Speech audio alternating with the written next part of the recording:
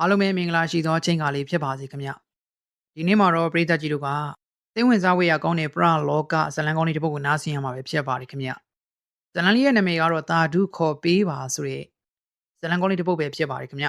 ဇလံလေးကိုနားမစင်ခင်မှာပဲကျွန်တော်ရဲ့ channel လေးကို subscribe လုပ်ပေးသွားဖို့အားလုံးကိုတောင်းဆိုလိုက်ပါရစေဒါဆိုရင်တော့ကျွန်တော်တို့ရဲ့ဇလံလေးကိုအခုပဲစားလိုက်ကြအောင်ပါခင်ဗျ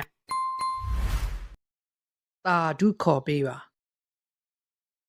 မမေကိုအဲ့ဒီခေါင်ရင်မထည့်ပါနဲ့ဗျာတာထွေရဲ့အတန်ကတော့စူးရှားစွာထွက်ပေါ်လာတာကြောင့်အလောင်းကိုအခေါင်းထဲထည့်ဖို့ပြင်ဆင်နေတဲ့လူတွေဘာလို့ရမှန်းမသိဖြစ်သွားကြတယ်။မေတားကိုဘာလို့ထားခဲ့ရတာလဲ။ညီမလေးမေကိုပြောပါဦး။မေတာထူးကတော့အသက်6နှစ်ဝေစင်ကတော့အသက်4နှစ်ရွယ်သူတို့အမေမျိုးစင်ရဲ့ဘေးမှာရှိုက်ကြီးတငယ်ငိုလို့နေကြတယ်။မျိုးစင်ရဲ့အသက်ကလည်းအသက်24နှစ်သာရှိပြီးတော့အရွယ်ကောင်းမှစုံပါသွားတာကြောင့်လူမမယ်ကလေးနှစ်ယောက်ကသာကြံခဲ့။ကဲအချိန်မရှိဘူး။အလောင်းကိုအခေါင်းထဲထည့်အတင်းချိုင်းသွားချမယ်။ရွာလူကြီးဦးပြူရဲ့စကားကြောင့်ပဲမတာအိမ်မှာဝိုင်းလုပ်ပေးနေတဲ့သူတွေကအလောင်းကိုအခေါင်းထဲကိုထည့်လိုက်ကြတယ်။မေ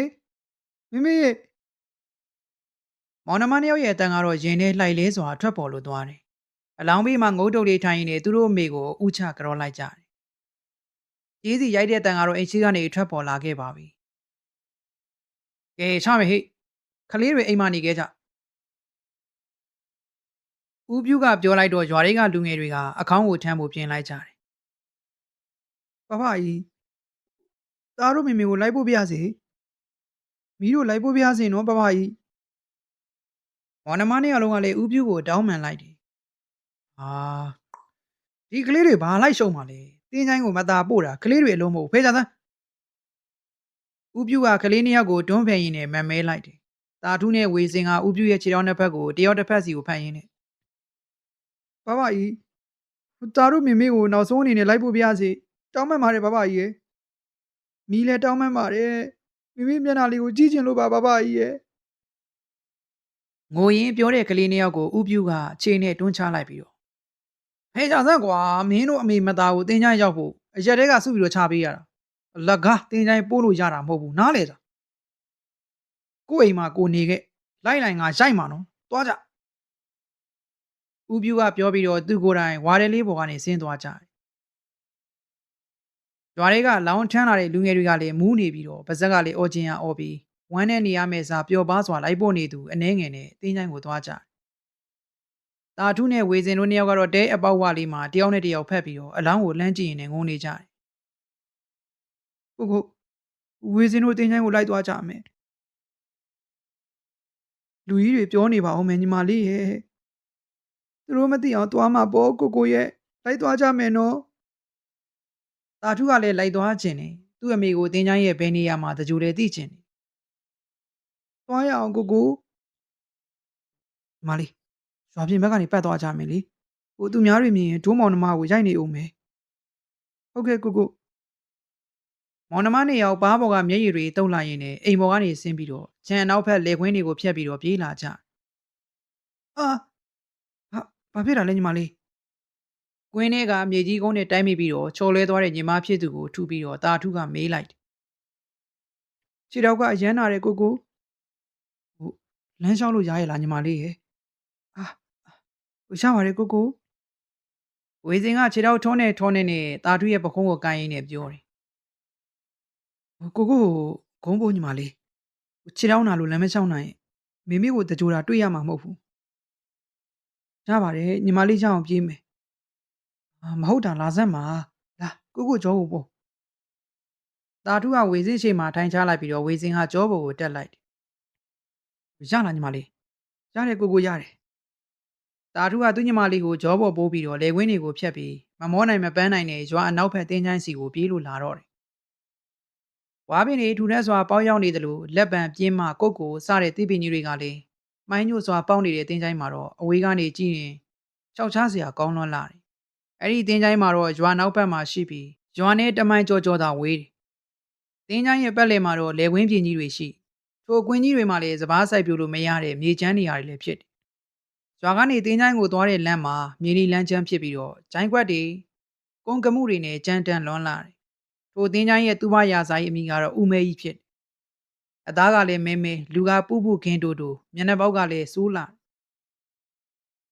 အထူးသဖြင့်တော့ခေါင်းကပြောင်လို့နေဟေးဟေးဟေးဟေးတင်ချိုင်းထဲကိုအလောင်းချမ်းလာတဲ့လူတချို့ဝင်လာတာကြောင့်ပဲသူ့ဘရာဇာကြီးဦးမေးကမြေချင်းတူးတာကိုလက်စားတက်ပြီးတော့ကျွန်းနှကန်းပေါ်ကိုတက်လို့လာခဲ့မသားထမ်းတဲ့လူတွေတင်ချိုင်းထဲကိုဝင်လာတော့သူ့ဘရာဇာကြီးကမသားလာချတာစောလာ ਈ လားမြေချင်းတော့မပြီးသေးဘူးစောစောချတော့လေမြေကြီးထဲမြန်မြန်ရောက်တာပေါ့မသားကိုရွာထဲမှာကြာကြာထားတော့ဘာလုပ်မှာလဲကဲတကြီးမသားခေါင်းကိုဖွင့်လိုက်ဖွင့်မနေပါနဲ့ဗျာမသားချတဲ့အထဲမှာလေသူ့အမျိုးသားတယောက်မှမပါဘူးကြည့်လည်းမကြည့်တော့မြန်မြန်သာမြုပ်ပြလိုက်အခေါင်းဖွင့်ပြီးတော့မသားကြည့်တာသူ့ဘရာဇာလုံးပြဖွင့်ကိုကြည့်ရသူ့ဘရာဇာဦးမေကြီးကလေသူ့မြေကျွင်းတူးတဲ့ပေါက်တူးကြီးနဲ့အခေါင်းကိုကလော်ပြီးတော့ဖွင့်လိုက်ဟင်အခေါင်းထဲကရုပ်အလောင်းကိုသူ့ဘရာဇာကြီးအံ့ဩလို့သွားတယ်အလောင်းထဲကအမျိုးသမီးရုပ်ကြီးကချောမောလွန်လာတယ်လို့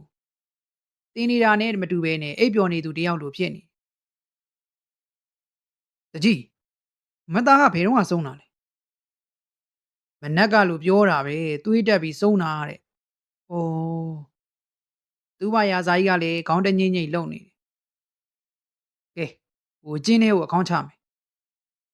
အခေါင်းကိုကျင်းထဲချမယ်ဟေ့ဝိုင်းလို့ကြတကြီးဥပြုကအမိန်ပေးလိုက်တော့အခေါင်းထမ်းလာတဲ့သူတွေကအခေါင်းကိုမြေကျင်းထဲကိုချလိုက်ကြတယ်ရပြီထားခဲ့တော့ကျုပ်ဘာသာမြေဖို့လိုက်ကောင်းပြီလေလိပ်ပြခေါ်သွားအောင်လေရက်လေမှပြန်ဖို့ပေးပေါ့မခေါ်တော့ဘူးရွာနာတယ်ရက်လေလေလုံးမှာမဟုတ်ဘူးတကြီးဥပြုကပြောပြီးတော့နောက်လေထွက်သွားတော့သူ့ဘရာဇာကြီးကလေးတန်းကျဲကြီးနဲ့မသားရေနင်းကိုတော့ရွာကခေါ်မသွားခြင်းဘူးတဲ့ပြောရင်းနဲ့မြေကြီးတွေကိုကျင်းထဲကိုရဲချပြီးတော့နေတော့တယ်သူတကြိုဘူးတဲ့မသားတွေထဲမှာဒီမသားက၆ကက်ကက်နိုင်လာအင်းလေမသားတကြိုတာပဲစူစူညံညံနေဆိုရင်မသားလေးနားကြီးမှာပေါ့အဲ့လိုတွေးပြီးတော့လုံလက်ဆလုပ်ကိုဆက်ပြီးတော့လုံနေတော့တယ်နေပါဦးပပကြီးနေပါဦးမိမိကိုမြင်မမြုပ်ပါနဲ့ဟုတ်အတန်းစူးစူးလေးနဲ့အော်ရစ်ပြီးတော့ပြေးလာတဲ့ကလေးနှစ်ဦးကိုကြည့်ပြီးတော့သူ့ဘရာဇာကြီးဦးမေကြီးမျက်လုံးတွေပြူးလို့သွားတယ်ဟေးအဒီကလေးတွေဘဲကလေမျက်နှာလေးပေါ်မှာမျက်ရည်တွေဆူရွှဲနေတဲ့ကလေးနှစ်ယောက်ကသူ့ဘရာဇာကြီးမြေဖို့ရာကျင်းဝါနာမှာဒူးထောက်ပြီးတော့ထိုင်ချလိုက်မေမေရေမေမေမေသမီးတို့ကိုထားကြည့်ပါဦးကလေးတွေကအားရပါရငိုတော့သူ့ဘရာဇာကြီးလည်းမြေကျွင်းကိုရက်ချခြင်းမပြုသေးပဲနဲ့ပေါက်တူးကြီးကိုကန်ပြီးတော့မတ်တက်ရက်ကလေးတွေကအားရအောင်ငိုနေတော့သူ့ဘရာဇာကြီးက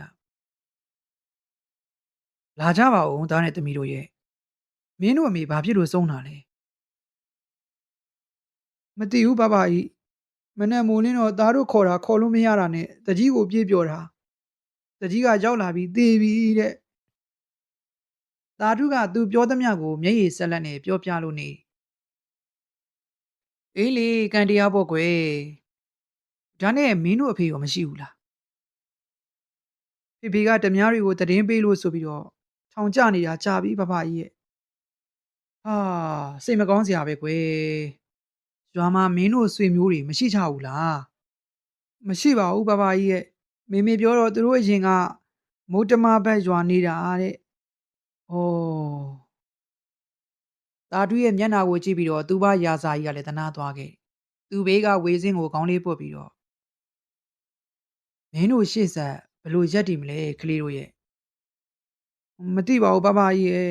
ကျွန်တော်ကတော့ဆရာတော်အကြောင်းမှဝေယဝိဆလုပ်ပေးရင်းနဲ့စာတင်နေတာစွန့်ကြံဟင်းကြံကိုတောင်းပြီးတော့ညီမလေးကိုကြွေးရမှာပဲဒီကွယ်မင်းတို့ကာကွယ်စောင့်ရှောက်မဲ့သူမရှိတော့ပေမဲ့ဘာမှအားမငယ်နဲ့အရေးချောင်းကြုံရင်ဘဘကြီးစီလာခဲ့ကြဟုတ်ကဲ့ဘဘကြီးကဲဟိုမင်းတို့အမေကိုရှ िख ိုးလိုက်ကြပြီးရင်တော့ပြန်ကြတော့သူ့ဘရာဇာကြီးကပြောတော့တာထူးတို့မောင်နှမနှစ်ယောက်လေးရေချင်းတွေကလမ်းကိုရိုးသေးစွာရှ िख ိုးလိုက်ကြတယ်ပြီးတဲ့နောက်မှာတော့မက်တက်ထားရက်လိုက်ပြီးသားတို့ပြန်တော့မယ်မေမေသမီးပြန်တော့မယ်နော်မေမေသမီးတို့ကိုပြစ်မထားပါနဲ့ဘာဘော်ကိုမျက်ရည်တွေစီးကြပြီးပြောလို့တင်ချိုင်းထဲကနေညီမဖြစ်သူပခုံးကိုဖက်ပြီးတော့ထွက်သွားတယ်မောင်နှမနှစ်ယောက်ကိုသူ့ဘရာဇာကြီးကစိတ်မကောင်းစွာနဲ့ကြံခဲ့တော့တ အစမ်းမပြတ်ဦးနေတဲ့ခွေးဥတန်တွေကလည်းတရွာလုံးစူညံလို့နေတယ်။ညကလည်းအလွန်နက်နေတယ်လို့လာမိုင်းညာဖြစ်တောင်ကြလဲမဲမောင်နေ။တာထုနဲ့ဝေးစင်ကရေနံစီမီးခွက်လေးကိုထွန်းပြီးတော့တဲရှိကွေ့ပြစ်လေးပေါ်မှာထိုင်နေကြတယ်။ကိုဒီညမိမိရက်လေညနော်။ဟုတ်တယ်ညီမလေး။မိလာမလားမသိဘူး။မိညီမလေးကိုလာနှုတ်ဆက်မှာပါနော်။ညီမလေးကြောက်နေလို့လား။မကြောက်ပါဘူးကိုမိဘယ်ဘဝရောက်ညီမလေးကချစ်မှာပဲ။တာထုကတော့သူ့ညီမလေးခေါင်းကိုပုတ်ပေးရင်းနဲ့ကိုရိုးစီကိုမိလာနေပြီညီမလေးဟင်ကိုဘယ်လိုသိလဲခွေးတွေဥတန်ညီမလေးကြားတယ်မလားကြားတယ်လေခွေးတွေကတရေတစီတွေလိုဥရာညီမလေးရဲ့ဝေစင်ရဲ့မျက်လုံးလေးကဝိုင်းလို့သွားတယ်မိဟာတရေဖြစ်သွားပြီပေါ့နော်ညီမလေးကြောက်လို့လားဟင်ဝေစင်ကသူ့ကိုခေါင်းလေးခါပြလိုက်ခွေးဥတန်တွေကလည်းစူညံတဲ့ဆူလို့လာတယ်တဖြည်းဖြည်းနဲ့တာထုတို့ချန်နာရောက်လေလေတာထုကကွေးပြစ်ပေါ်ကနေကုံဆင်းလိုက်ပြီးတော့ခြံဝကိုကြည့်ပြီးတော့မိရောက်လာတော့မင်းညီမလေးကိုမိညီမလေးတို့စီတကယ်လာမှာပေါ့ကြည့်နေညီမလေးအဲ့ဒီချိန်မှာပဲလေချမ်းကတစ်ချက်ဝှေ့တိုက်သွားတော့ဂျင်းနန်စီမီးခွက်ကငိမ့်လို့သွားတယ်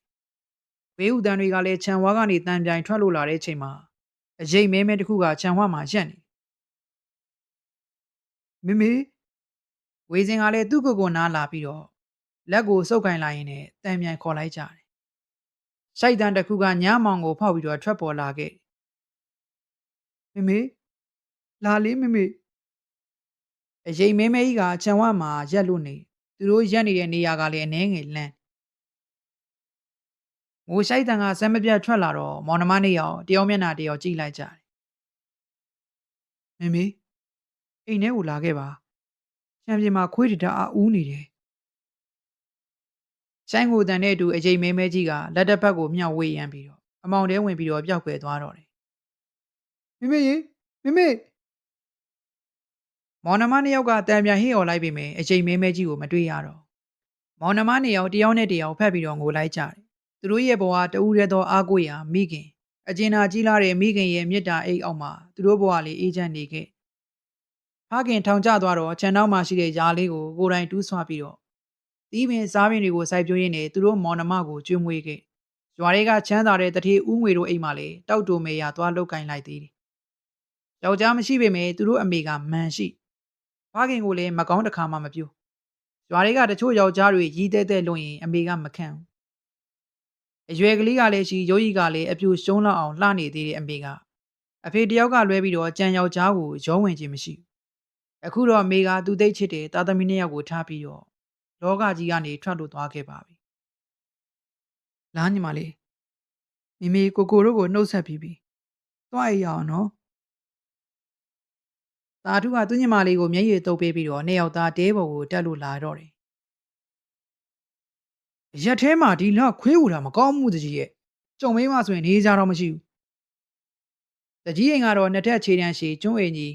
အိမ်အောက်ထက်မှာတော့ဇပွဲခုံရှိနေခုံတန်းလျားတွေကိုချထားပြီးတော့ရဲရွေးရာရွေးကိစ္စကိုတိုင်ပင်ပြောဆိုတဲ့နေရာလည်းဖြစ်တယ်ခုံတန်းရတွေကိုချထားပြီးတော့ရဲရဲရွာရေးကိစ္စတွေကိုတိုင်ပင်စကားပြောရနေရလည်းဖြစ်တယ်ငါလည်းကြားတယ်တင်ဆန်းတကြီးဘလို့ထင်လဲဘာဘူးလဲကွာတင်ဆန်းစကားကိုနားမလဲလို့တကြီးကမေးလိုက်မင်းညကမျိုးစင်ရက်လေညလေဟင်ဟုတ်သားပဲတင်ဆန်းပြောမှပဲတကြီးလေးအမတ်ရလို့သွားခဲ့တချို့ကပြောကြတယ်မျိုးစင်သပင်ဖားရချပြီးတော့ညာကရွာလေလမ်းမတိုင်ရှောက်နေတယ်တဲ့ခွေးတွေကလည်းသူ့ကြည့်ပြီးတော့ဥလားလို့ပြောကြတယ်ဟေးတကြီးမျက်လုံးပြူးသွားတယ်ရတဲ့ရွာတဲ့အရေးကသူရေးပဲမလားမျိုးစင်သေးတော့လေချက်ချင်းချရက်လေမလို့ဆိုတော့အတော်စမ်းတင်ဆန်းရက်ထဲကကိစ္စအလုံးငါခေါင်းပေါ်တင်မထားနိုင်ဘူးကာယကံရှင်တွေကလည်းမရှိရင်မလုံနဲ့ပေါ့ကွာကြံခဲ့တဲ့လူတွေကလူမမယ်ကလေးတွေလေတကြီးရဲ့တင်ဆန်းကတကြီးကိုထွန်းတက်လိုက်လူမမယ်ဖြစ်ဘာပဲဖြစ်ကွာကိုကိစ္စကိုရှင်းရမှာပဲမနေနိုင်တဲ့တွေလှုပ်လိုက် ထုံးစံတိုင်းမလွတ်ရင်မတော်တာတွေဖြစ်လာမှစိုးလို့ပါတကြီးကဒေါသထွက်တဲ့မျက်နှာကြီးနဲ့တင်ဆန်းမင်းကတကြီးလားငါတကြီးလားပြောစမ်းအဲ့ဒီလိုဟောက်လိုက်တော့တင်ဆန်းလေဇက်ကလေးပူပြီးတော့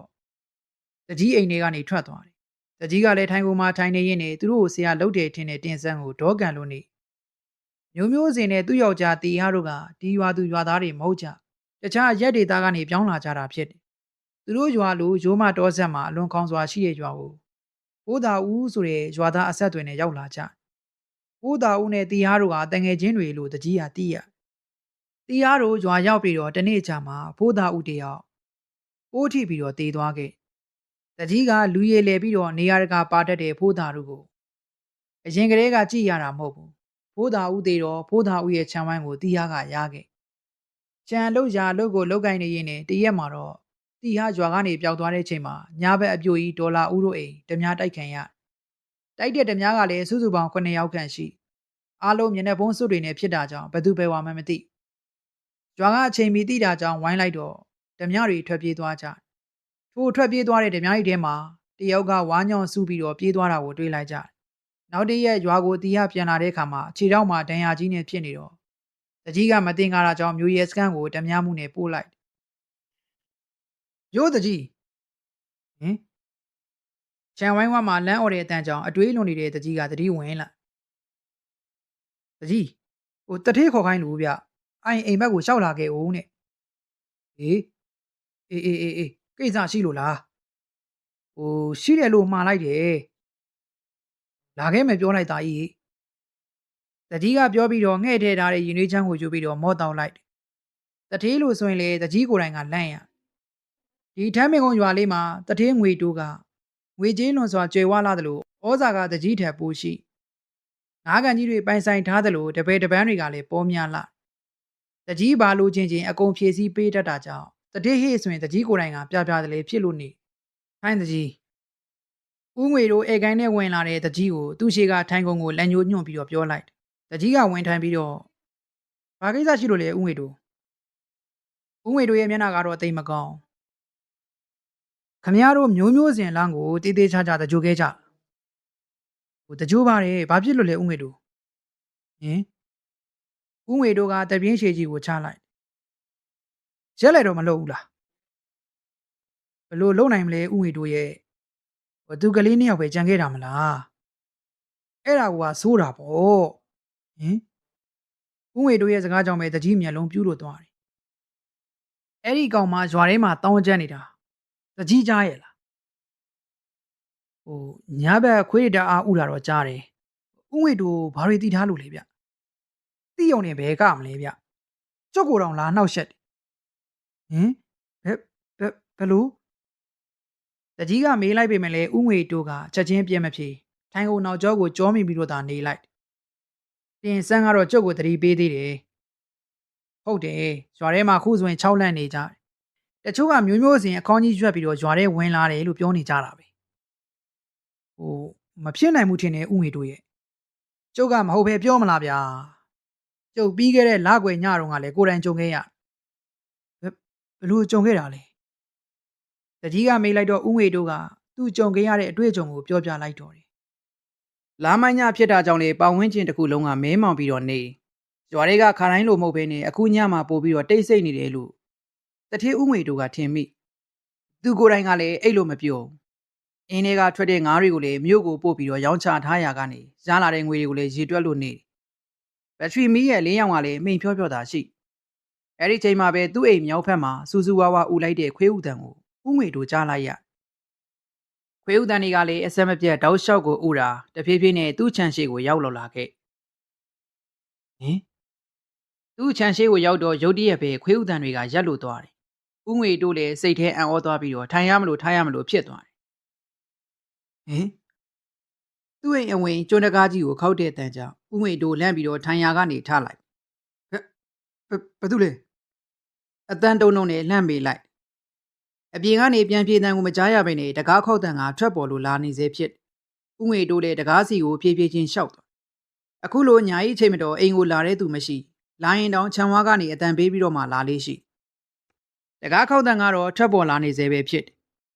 ဒီအိမ်ကြီးပေါ်မှာနေတာကတော့သူတယောက်တည်းအိမ်မှာအလုံးလုံးနေတဲ့အလုပ်သမားတွေကအိမ်နောက်ဖက်မှာရှိတဲ့တဲအိမ်ကြီးမှာနေကြတယ်အရေးကြောင်းဆိုရင်သူ့မှာဖော်မရှိဘူး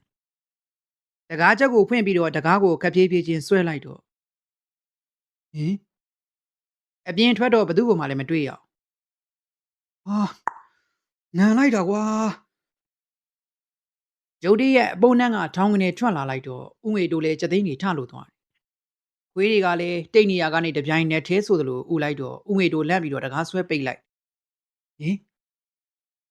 ဒီမောတန်ကထွက်လို့လာပြန်တော့ဥငွေတို့ဘာလို့လို့ရမလဲမသိပဲနဲ့ဇောချွေးတွေကပြန်လို့လာခဲ့အကိုကြီးအတန်ကအဝေးကနေလေတံနဲ့အတူထွက်ပေါ်လာတဲ့အတန်လေးဖြစ်တယ်ထိုအတန်ရှင်ကိုတော့သူသိမျိုးမျိုးစင်ရဲ့အတန်အကိုကြီး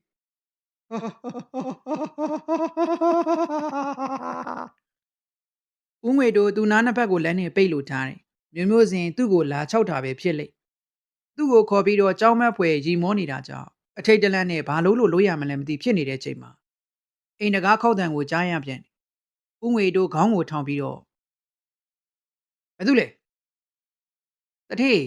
ကျမပါဒေါ်တန်းကြီးဟင်ဦးငွေတို့စိတ်တွေအားတက်လို့သွားတယ်တကားစီကိုအလင်းမြန်သွားပြီးတော့ဖွင့်ပေးလိုက်တထေးစောစောကရီတန်ကြားလို့ဟုတ်တယ်မတန်းကြီးဦးငွေတို့ကသူကြုံသမျှကိုဒေါ်တန်းကြီးကိုပြောပြလိုက်ဟာဒါဆိုရင်မျိုးမျိုးစင်လာချောက်တာပဲနေမှာငါငါဘယ်လိုလုပ်ရမလဲမတန်းကြီးဖះကုံတော်တွေသာများများရွတ်တထေးတရေတစေတွေကဖះကုံတော်တွေအတန်ကြားရင်မခံနိုင်ဘူးပြေးတာပဲငါမှမရတာဟာဘယ်လိုလုပ်ရမလဲကျမရွတ်ပေးမယ်တထေးအခန်းထဲသာဝင်အိတ်နေဟုတ်ပြီလားအေးဦးငွေတို့ကဇပွဲပေါ်ကနေပတ်စံတွေကိုသိမ်းပြီးတော့အခန်းထဲကိုဝင်သွားတယ်ဒေါ်တန်းကြီးကတော့ဖះစဉ်ရှေ့မှာထိုင်ပြီးတော့ဖះကုံတော်တွေကိုအစက်မပြတ်တာရွတ်နေသူ့မျက်စိထဲမှာလေမျိုးမျိုးစင်ရဲ့မျက်နှာကိုမြင်လာတထေးဦးငွေတို့ကမျိုးမျိုးစင်ကိုဒီအိမ်ကြီးရဲ့တန်ရှင်းအလုပ်ကိုလုပ်ဖို့သူ့ကိုပြောခိုင်းရာကနေမျိုးမျိုးစင်ကဒီအိမ်ကြီးကိုရောက်လို့လာခဲ့မျိုးမျိုးစင်ကိုဦးငွေတို့ကငွေတွေပစ္စည်းလက်ဆောင်တွေနဲ့ဖျားယောင်းပေးမယ်မျိုးမျိုးစင်ကလက်မခံဒေါ်တန်းကြီးကလည်းဒီအိမ်ကြီးမှာနေတာကြပြီဆွေမရှိမျိုးမရှိတကောင်ကြွက်မလို့တထေးရဲ့စိတ်သဘောကိုမကြိုက်လေတင်းညစ်ခံနေရတထေးကမျိုးမျိုးစင်ကိုနီးမျိုးမျိုးသုံးစီယုံပေးမယ်လေမရအောင်ကြာတော့လေတထေးကဒေါသဖြစ်မျိုးမျိုးစင်ကသူ့မိသားစုမှာတယောက်တည်းရုန်းကန်နေရတာကြောင့်တထေးရဲ့အပြုတ်မှုကိုလုံးဝတီးခံနေရရှာအခုတော့မျိုးမျိုးစင်ဆုံးလို့သွားခဲ့တထေးကိုမကြေနပ်သမျှဝိညာဉ်ဘွားနဲ့လာကလေးစားချေတာပဲလို့ဒေါ်တန်းကြီးတယောက်တွေးမိပြီးတော့အမျှဝေပေးလိုက်ကျုပ်အချောက်ခံရတာအဲ့ဒါပဲတကြီးဥငွေတို့ကရှင်းပြတာကိုတကြီးကခေါင်းတိတ်ငိမ့်ငိမ့်နဲ့လှုပ်ပြီးတော့နေမျိုးမျိုးစင်မကျွတ်မလို့ဖြစ်နေတာတေးချနေပြီပေါ့အသေးချာပဲတကြီးပို့စော်ကလည်းနန်လိုက်တာပြောမနေနဲ့အေးလေကျုပ်တို့ဘယ်လိုလုပ်ကြမလဲတကြီးကတော့တထေးဥငွေတိုးစီကနေအကြံဉာဏ်ကိုတောင်းလိုက်ဥငွေတိုးကစကားကိုတိတ်ဆိတ်ပြီးတော့အတန်ကြာမှစဉ်းစားနေပြီးမှဒီလိုလုပ်မယ်ဗျာကျုပ်တို့သူ့အလောင်းကိုညာဘက်သွားဖော်ကြမယ်ပြီးရင်တခါတည်းမိတကြိုမယ်ဗျာဟင်ဘလို့လဲဟိုမျိုးမျိုးစင်ကရွာထဲရှောက်သွားနေတာသူ့အသက်မဲ့ခန္ဓာကိုယ်နဲ့ပဲနေမှာအဲ့ဒီခန္ဓာကိုယ်သာမရှိရင်ဝိညာဉ်တက်တက်၆လန့်လို့ရမှာမဟုတ်ဘူးဥငွေတို့ကသူ့ထင်ရတွေကိုဇွတ်ပြောလို့နေဆိုင်တော့မဆိုင်ဘူးထင်တယ်ဗျာကျုပ်ပြောသလိုသာလှုပ်ဆန်းမှာတကြီးရယ်တင်းချိုင်းကိုညာဘက်သွားရင်ကျုပ်တပည့်တွေနဲ့ကျုပ်ရဲ့တကြီးရယ်သွားကြကျုပ်ကိုဆရာတယောက်ကပေးထားတဲ့အင်းများရှိအဲ့ဒီအင်းများကိုရေစိမ်ပြီးတော့သိတ်၆ပါတယ်ဆိုတဲ့တဆေရဲ့ရုပ်လောင်းကိုလောင်းချပြီးရင်အလောင်းကိုမီးရွှင်ဘလို့မှမချောက်နိုင်တော့ဟုတ်လို့လားဥငွေတို့ရဲ့ကျုပ်ပြောသလိုသာစမ်းကြည့်စမ်းပါဟဲ့ကောင်သားနို့တကြီးပြန်ရင်ငါတရွဲထည့်ပေးလိုက်ပြောရင်းနဲ့သူ့တပည့်သားနို့ကိုလန့်ော်လိုက်တယ်တကြီးကဥငွေတို့ကိုမလှန်နိုင်တာတွေအများကြီးရှိတကြီးလိုသမျှကိုဥငွေတို့ကအမြဲဖြည့်ဆည်းပေးခဲ့သူဖြစ်ချင်တာကိုလည်းတကြီးကခွင့်ပြုပေးရဥငွေတို့ဘယ်တော့လှုပ်ချင်လဲလာမဲ့လကွယ်ညဟင်ဟိုလကွယ်ညဆိုတော့မမောင်လုံးလားမောင်လေကောင်းလေမလားရွာကမရိမ့်မိဖို့လို့မယ်တချို့ကအယူကြီးတယ်မဟုတ်လားသူကရာစာယူအတိပေးထားမှကောင်းမယ်ထင်တယ်မလိုပါဘူးတကြီးရဲ့တကြီးတယောက်လုံးပါမှာပဲဟုတ်ပါတယ်လေ တကြီးလဲဦးငွေတိုးပြောသမျှခေါင်းကိုသာညှိနေရတယ်ဦးငွေတိုးကတော့သူ့အတွင်းနဲ့သူပြုံးပြီးတော့သာနေတော့ငါ့ကိုတေချာနင်းတော့တာထုငါကြောတွေကတအားတက်နေတာကပီယာဦးတို့ကတာထုနင်းနာကိုခံရင်းနဲ့ပြောလိုက်တော့တာထုကနင်းရတာညောင်းလို့နေပေမဲ့ရက်လို့မရသေးပဲဖြစ်ကပီယာကြီးကနင်းနေတာကလွှဲရင်ကြံတဲ့နေရာတွေမှာအလွန်သဘောကောင်းလာဘုံကြီးเจ้าကနေစွန့်ကြံဟင်းကြံတွေကိုတာထုအိမ်ပြန်နိုင်ပေးလိုက်လေရှိတာထုကသူ့ညီမလေးအတွက်စွန့်ကြံဟင်းကြံတွေကိုယူပြီးတော့သူ့ညီမလေးကိုကြွေးပြီးတော့မောင်နှမနဲ့ကအသက်စိတ်ရတာထုမင်းတို့မောင်နှမနဲ့ရောကြောက်မှလာနေပါလားငါဆရာတော်ကိုပြောမယ်လေဟိုမနေချင်ပါဘူးကပ္ပိယကြီးရဲ့မိမိခေါင်းချသွားတဲ့နေရာမှာပဲနေချင်တယ်အေးလေအဲ့လိုဆိုတော့လေမင်းသဘောပဲကပ္ပိယကြီးကပြောတယ်တာထုတို့မောင်နှမကိုဦးတို့ကချစ်တယ်ဆရာတော်အเจ้าမှာစာသင်နေတဲ့တာထုလိုအပ်တာမှန်သမျှကိုကပ္ပိယကြီးကိုသူတတ်နိုင်သလားဖြည့်ဆည်းလို့ပေးကျွန်တော်သင်္ကန်းစီးချင်တယ်ကပ္ပိယကြီးရဲ့ဟာဘာစိတ်ကူးပေါက်ပြန်ပြီလေတာထုရဲ့မိမိကုသိုလ်ရအောင်ပါသင်္ကန်းစီတာလွယ်တယ်များထင်လို့လားတကာရှိမှဖြစ်တာကွာဟင်ဟိုအဲ့လိုလားယင်ကပ္ပိယကြီးပြောတာကိုတာထုကနားမလည်လို့မေးလိုက်တာလည်းဖြစ်တယ်ရှင်ပြုတာရဟန်းခန္ဓာတကာကပြုတ်ပြီးမှရတာတာထုရဲ့အဲ့ဒီတကာကပစ္စည်း၄ပါးကိုတာဝန်ယူရတယ်လေဩတာထုကိုရင်ဝိချင်တာအကြောင်းရှိအခုတလောရွာထဲမှာသူ့မေမေရဲ့သတင်းကိုကြားရတော့တာထုကစိတ်မကောင်းသူကိုရင်ဝိလိုက်ရင်သူ့မေမေရဲ့မကျွတ်မလွတ်ဘွားကနေလွတ်မယ်လို့သူ့စိတ်ထဲထင်နေမိဒါကြောင့်လေတာထုဘာလို့ရက်နေတာလဲကွာဆက်နေလေအတွေးလွန်ပြီးတော့ရက်နေရကနေကပ္ပိယကြီးတတိပေးမှတာထုလည်းတတိဝင်လာပြီးတော့ဆက်နေတယ်အတန်ကြာမှကဲတော်ပါပြီကွာဆင်းတော့ဟုတ်ကဲ့ကပ္ပိယကြီးတာထုကအောက်ဆင်းတော့ကပ္ပိယကြီးကထထိုင်လိုက်ပြီးတော့ရွာထဲမှာအခုတလောသေးရဲ့အရန်၆တယ်လို့ကြားတယ်မင်းလည်းကြားမိလားတာထုဟိုကြားတယ်ကပ္ပိယကြီးအဲ့ဒီအတွက်ပဲစိတ်မကောင်းဖြစ်နေတာအားလုံးကအမေလိုက်ချောင်းနေတယ်လို့ပြောကြတာပဲဗျာอืมလူတွေကလည်းခက်တယ်ကွာအဲ့ဒီလိုထင်ကြလို့ကြာရင်မင်းတို့မောင်နှမပါဒုက္ခရောက်လိမ့်မယ်ကပ္ပိယကြီးကတွေးတွေးစားစားနဲ့ပြောလိုက်ဟိုကျွန်တော်တို့ဘာလို့ဒုက္ခရောက်မှာလဲမင်းကကလေးပဲရှိသေးတော့ဘာမှမတွေးတတ်သေးဘူးလေကဲထားတော့မင်းတို့မောင်နှမနှစ်ယောက်ရွာထိပ်က9000ပြေဖျားမှာဖျားဝေရဝိဆလုပ်ပြီးတော့ဆူတောင်းကြပေါ့ကွာဟုတ်ဟုတ်ကဲ့ကပ္ပိယကြီးတာထုလည်းသူ့မိခင်အတွက်အကောင်းမှုကုသိုလ်လုပ်ပေးချင်တာကြပါပြီအခုလိုကပ္ပိယကြီးကအကြံပေးတာကြတော့စိတ်ထဲမှာပျော်ရွှင်လို့သွားခဲ့ရွာထိပ်က9000ပြေဖျားမှာမြေကောမြင့်မှာတီးထားပြီးတော့ဖျားရင်မြင်ပေါ်တက်တဲ့လေကားမှာလည်းအုပ်လေကားဖြစ်တာထုတို့မောင်နှမနေအောင်ဖျားရင်ပြင်တော်ပေါ်မှာတန်ရှင်းရေးတွေလုပ်တာစီရီပေါ်ကပ်ပေါက်နေတဲ့ရင်ကြီးပင်တွေကိုတိုက်တာစားသီးတို့ကိုလည်းမမောနိုင်မပန်းနိုင်လုံလူနေကြ9000ပြေဖျားမှာတော့ရွာထိပ်မှာရှိပေမဲ့လေရွာထိပ်ကလူတွေကတိတ်မရောက်ဖြစ်ကြသုံးနှစ်တစ်ချိန်ကျင်းပတဲ့ရွာဖျားပွဲမှာသာရောက်တာကများဖျားပန်းကတ်ခြင်းတန်ရှင်းလှုပ်ချင်းတွေကိုကပ္ပိယဦးတို့ကသာလာရောက်လုပ်ကင်လေးရှိညီမလေးအမိုက်တွေကိုဖျားရှင်ပြင်အပြင်ဘက်မှာပုံတော့ဟုတ်ကဲ့ကိုဖျားရှင်ပြင်ပေါ်မှာတော့တရေ6တွေကိုဝေစင်ကလိုက်လံပြီးတော့ကောက်ယူလို့နေတာထုကတော့ဇေဒီပေါ်တက်ပြီးတော့တိုက်ချွတ်ဆေးကြောနေဇေဒီဝင်းကျင်မှာလည်းတိပင်ကြီးတွေရှိတာကြောင့်ရွက်6တို့မှလည်းမနှဲလာပါဘူးကိုမေမေရောက်လာရင်ကောင်းမှာပဲနော်ညီမလေးအဲ့လိုမပြောရဘူးလေဘာလို့လဲကိုဒိုးမေမေကဆုံးသွားပြီညီမလေးရဲ့ညီမလေးကအခုလိုတန်းတာနေတော့မကျွတ်မလွတ်ပဲနဲ့အစင်းသေးရဲ့ဘွားရောက်နေပါဦးမယ်ဟင်ဝေစင်ရဲ့မျက်လုံးထဲမှာလည်းမျက်ရည်တွေကဝိုင်းလို့သွားခဲ့မေမေညီမလေးတို့စီဘယ်တော့မှပြန်မလာတော့ဘူးပေါ့နော်ညီမလေးရဲ့တာထုကသူ့ညီမလေးရှိလာပြီးတော့ပါပေါ်မှာကြာနေတဲ့မျက်ရည်တွေကိုလည်းတုပ်ပေးလိုက်တယ်ကိုတို့အခုလိုကောင်းမှုကုသိုလ်လုပ်ပေးနေတာမိမိအတွက်ပေါ့ညီမလေးရဲ့မိမိအတွက်ဟုတ်တယ်ညီမလေးရဲ့ကိုတို့အခုလိုဖျားတန်ရှည်လောက်တာကိုမိမိကတွေးလိုက်မယ်မိမိကလည်းကိုတို့ကိုကြည့်ပြီးတော့ကျေနပ်နေမှာပါမိမိကြည့်နေတယ်ဟုတ်လားဝေစင်လေးကခေါင်းကိုပက်လေရမ်းပြီးတော့လိုက်ကြည့်လိုက်တယ်တာထုကလည်းခလေးမို့လို့သူညမလေးနားလေအောင်မရှင်းပြတတ်ဘူးကိုမင်းကိုလည်းရှာလို့မတွေ့ဘူးအမေကိုတို့ကမမြင်ရဘူးလေညီမလေးရဲ့တာထုကသူညမလေးပခုံးကိုကန်ပြီးတော့နှိမ့်သိမ့်လိုက် အဲ့ဒီချိန်မှာပဲရှိုက်တန်တစ်ခုကိုကြားလိုက်ရတာထုနဲ့ဝေစင်ကအတန်လာရာကိုခေါင်းထောင်ပြီးတော့လိုက်ရှာကြည့်ထိုအတန်မှာတော့သူတို့အမေရဲ့အတန်ပင်ဖြစ်မှန်သူတို့သိကြမမေမမေရေရှိုက်တန်ကတော့တဖြည်းဖြည်းနဲ့ဝေးတဲ့ဝေးလို့သွားခဲ့မမေမမေရေရှိုင်ကိုတန်တွေရဲ့မျက်ရည်တွေနဲ့အတူဘုရားကုန်းရဲ့အဝေးကိုကျမပြေးထွက်လာခဲ့ပါတယ်ကျမရဲ့ခန္ဓာကိုယ်ကလေထဲမှာလွင့်လို့နေတယ်လေကျမရဲ့လူမမဲသားနဲ့သမီးမျက်နှာကိုမြင်ရတော့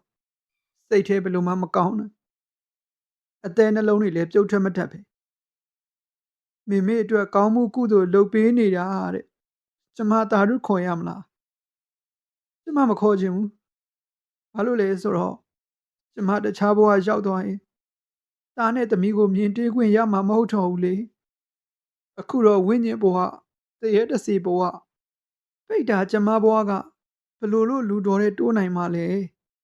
ကျမရဲ့ကလေးနှစ်ယောက်ကိုညာဘက်လာလာကြည့်တဲ့အခါ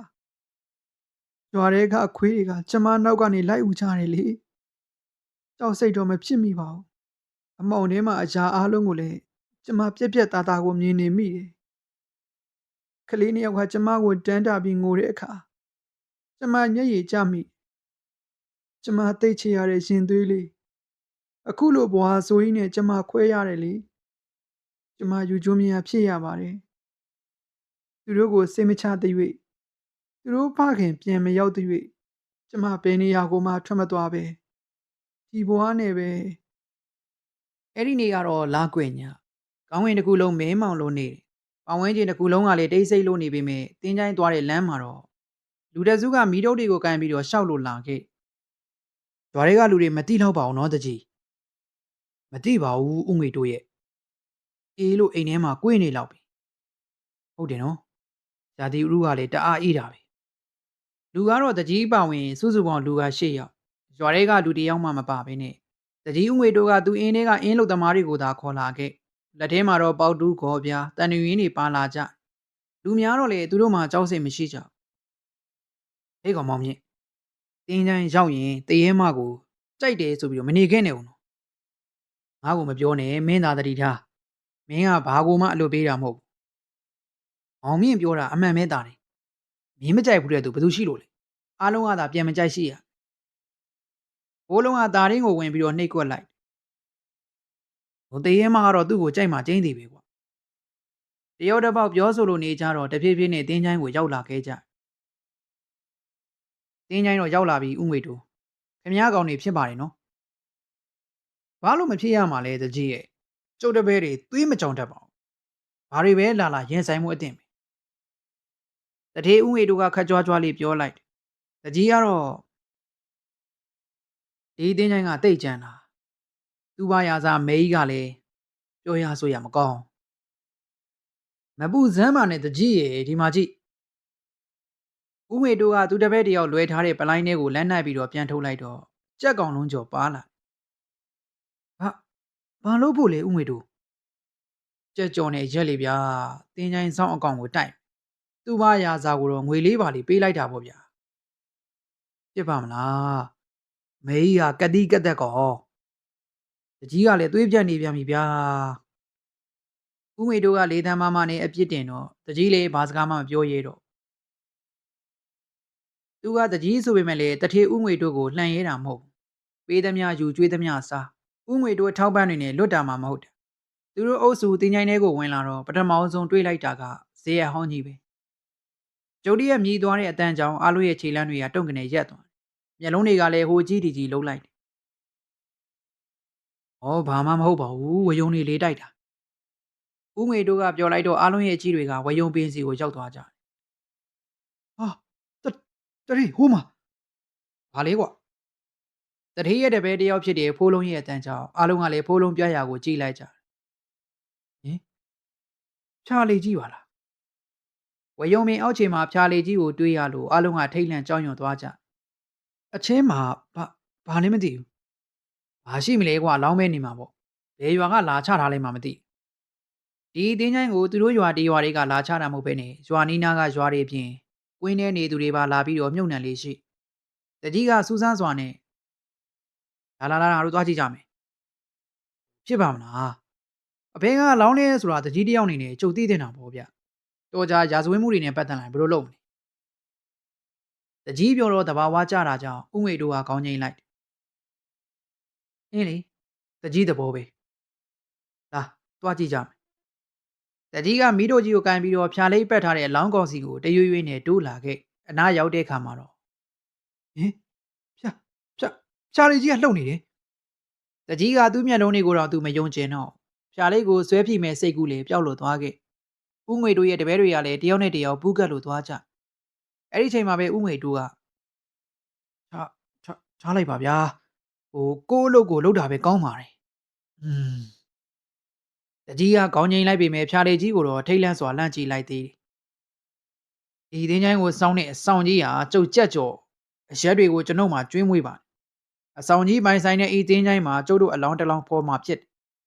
ဘာနောက်ရက်တစုံတရာမှမရှိဘဲနဲ့ပြီးမြောက်အောင်အဆောင်ကြီးမှာကူညီပါဦးငွေတို့ကသူတစ်ပည့်တစ်ယောက်ဖြစ်တဲ့အောင်တင်းကိုတင်းချိုင်းဆောင်ကိုပသားတဲ့တောင်းဝင်ပေးထားလို့အောင်တင်းကလည်းလှုပ်ရှားရှိရွာတွေကိုလှုပ်ဆောင်လို့နေပကံထဲမှာထည့်ထားတဲ့ကြက်ကြော်ပြီးမှတော့အဖုံးဖွင့်ပြီးချထားတဲ့ချက်ရက်တစ်လုံးကိုအုတ်ခုတစ်ခုပေါ်မှာတင်ပြီးတော့ထားလိုက်တကြီးမျိုးမျိုးစင်မြေပုံကဘဲနေရလဲဟိုဗန်နာကမြေမွတ်မို့ပဲတကြီးကလက်ညှိုးထိုးပြလိုက်တော့ဦးငွေတို့ကသူတစ်ပည့်တွေကိုမင်းငေါ်ပြလိုက်ဦးငွေတို့တပည့်တွေကလည်းမြေပုံနားကိုသွားပြီးတော့ပေါတူးတွေကိုမြောက်ပြီးတော့မြေပုံကိုစတင်ပြီးတော့တူးလိုက်ဟင်ဟာမြေတူးနေသူတွေရဲ့ခေါင်းပေါ်ကဝဲပြန်អော်နေပြီးတော့မြည်နေတကြီးနဲ့ဦးငွေတို့တယောက်မျက်နှာတယောက်ကြည့်ပြီးတော့မျက်နှာပြက်နေကြကြီးတန်းကလည်းတင်းချိုင်းထဲမှာပြီးပြီးပြင်းပြင်းထွက်ပေါ်လို့လာခဲ့ဦးငွေတို့မျိုးစင်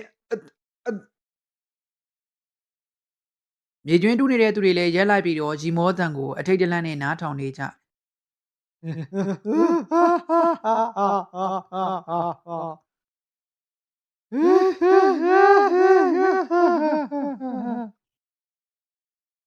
ဦးငွေတို့ရဲ့တပည့်တွေကတော့မြေကျွင်းတူးနေတာကိုပဲရက်လိုက်ရမလားဘာဆက်လို့ရမှမသိဖြစ်နေကြတယ်အဲ့ဒီချိန်မှာပဲ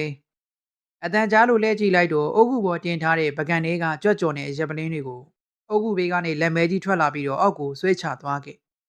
တကြီးနဲ့ဦးငွေတို့လည်းကိုယ်မျက်လုံးကိုတော့မယုံချင်ဘူးတတိဘာလို့ရမလဲဖိုးလုံးကလမ်းပေးလိုက်တော့တထေးဦးငွေတို့ကကျို့ကွာဆက်တူဟုတ်ကဲ့ဦးငွေတို့ရဲ့တပည့်တွေကကြောက်ကြောက်နဲ့တူးနေရတာကြောင့်အလုတ်ကတိတ်မပြီးကြောက်စိတ်ကလည်းလွှမ်းမိုးနေတာလည်းပါတယ်ဟင်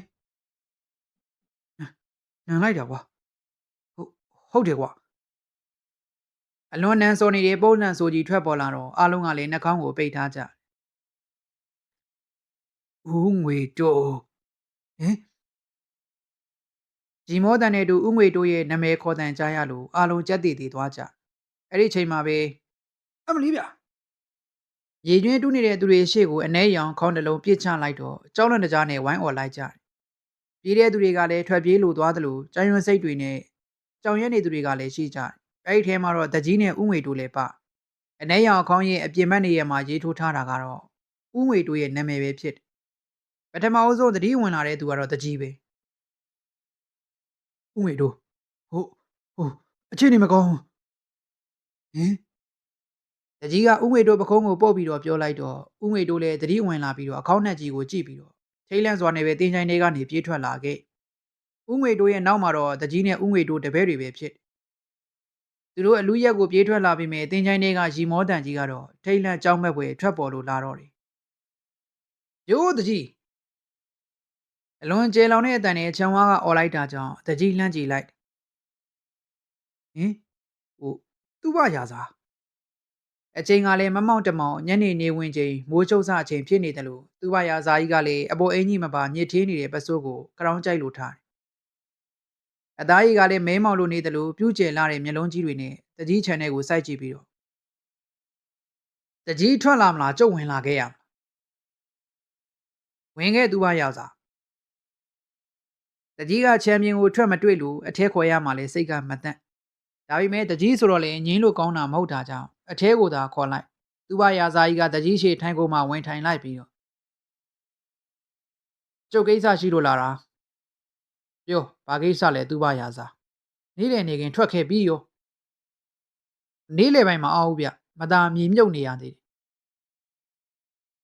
သူမရာဇာကြီးကစပွဲပေါ်ကဂျင်းနွေးချမ်းအိုးကိုကောက်ကန်ပြီးတော့အဖုံးကိုဖွင့်ပြီးလက်ဘက်ချောက်ကိုယူဝါလိုက်တကြီးမျက်နှာကပြက်လို့သွားတယ်သူမရာဇာရဲ့လက်နဲ့ထိတာကိုမကြိုက်တာလည်းဖြစ်ကိစ္စကကျုပ်တင်းချိုင်းကိုမင်းကြီးကလူဝင်သွားတယ်ဟင်တကြီးပြက်နေတဲ့မျက်နှာကိုချက်ချင်းပြင်လိုက်မသိဟန်ဆောင်ပြီးတော့ဘာဝင်လှုပ်သွားလို့လဲလောင်းဖော်ဖို့လှုပ်တယ်နဲ့တူပါတယ်ဗျာမြေချင်းကိုဖော်ထားတာတွေ့တာအလောင်းပါသွားလားကွမပါလို့ပေါ့ဗျာကျုပ်တင်းချိုင်းကအလောင်းပါသွားလို့ကတော့မရရအောင်လိုက်ရှာကျုပ်ကအလောင်းတွေကိုထိန်းသိမ်းရတဲ့သူလေသူမရာဇာကြီးကအားနဲ့မန်နဲ့ပြောတာကြောင့်တကြီးကတစ်ချက်တွန့်လို့သွားတယ်ခမရတင်းချိုင်းနဲ့လူဝင်တာခမရမနိုးဘူးလားကျုပ်ကအဲ့ရင်မตาလာဖြစ်ရင်တော့နိုးတာမဟုတ်တာခက်တယ်ဗျအတကူဆိုတာကြွားတဲ့အိတ်ရက်တဲ့ခိုးပေါ့တင်းချိုင်းလာပြီးတော့လောင်းခိုးရတယ်ဒါဆိုရင်ကျုပ်ဘာလုပ်ပြရမလဲတကြီးကဟပ်ပါပါနဲ့မေးလိုက်ကျုပ်လာတီးပေးတာပါနောက်တစ်ခါတင်းချိုင်းနဲ့အလောင်းလာခိုးတာဆိုရင်တော့ကျုပ်အကောင်နေနဲ့လွတ်လိုက်ဘဲကောင်းနေလေကွတကြီးကသူ့ဘရာဇာကြီးပြောတာကိုနားမလည်လို့မေးလိုက်တက်စီရီလီဘာလဲတကြီးကမယုံတော့လားအခုတော့တကောင်ပန်းလာတယ်ဟင်ဘယ်မှာလဲကွတကြီးကထိတ်တလန့်နဲ့မေးလိုက်ခြံဝမှာပါဗျာအထက်ခေါ်မလာပါဘူးတကြီးကိုပြောပြီးပြီနော်တင်းချိုင်းလာလို့လူသေးရင်သူ့ဘရာဇာတတ်တာမဟုတ်ဘူးတက်စီတတ်တာသူ့ဘရာဇာကြီးကပြောလေပြောပြီးတော့မတ်တက်ထားရဲ့လိုက်အဲ့ဒီချိန်မှာတကြီးကနေခမရလောင်းတွေကိုချက်ချင်းတကြိုလားနောက်မှတကြိုလားလူစုလူဝေးနဲ့လာချရင်တော့ချက်ချင်းတကြိုပေးတာပေါ့တချို့အလောင်းတွေကအချိန်မတော်ရောက်လာရင်ဒီအတိုင်းထားလိုက်တာပဲနောက်နေ့မှတကြိုလိုက်တယ်ဘာဖြစ်လို့လဲတကြီးဘာမှမဖြစ်ပါဘူးကွတကြီးလည်းမသိတယ်လို့နဲ့စကားကိုပြန်ထိန်လိုက်သူမရာဇာကြီးကကဲသွားမယ်တကြီးရေမตาလောင်းတစ်လောင်းမမြုပ်ရသေးဘူးအေးအေးပါကွာတကြီးကခေါင်းငိမ့်လိုက်တဲ့အချိန်မှာသူမရာဇာကြီးကခြေလမ်းကျဲကြီးတွေနဲ့ခြံထဲကနေထွက်လို့သွားခဲ့ဗမာကြီးလာတယ်အပေါ်တက်ဗမာကြီးရပါတယ်ကွာကွေ့ပြစ်မှာပဲထိုင်လိုက်တော့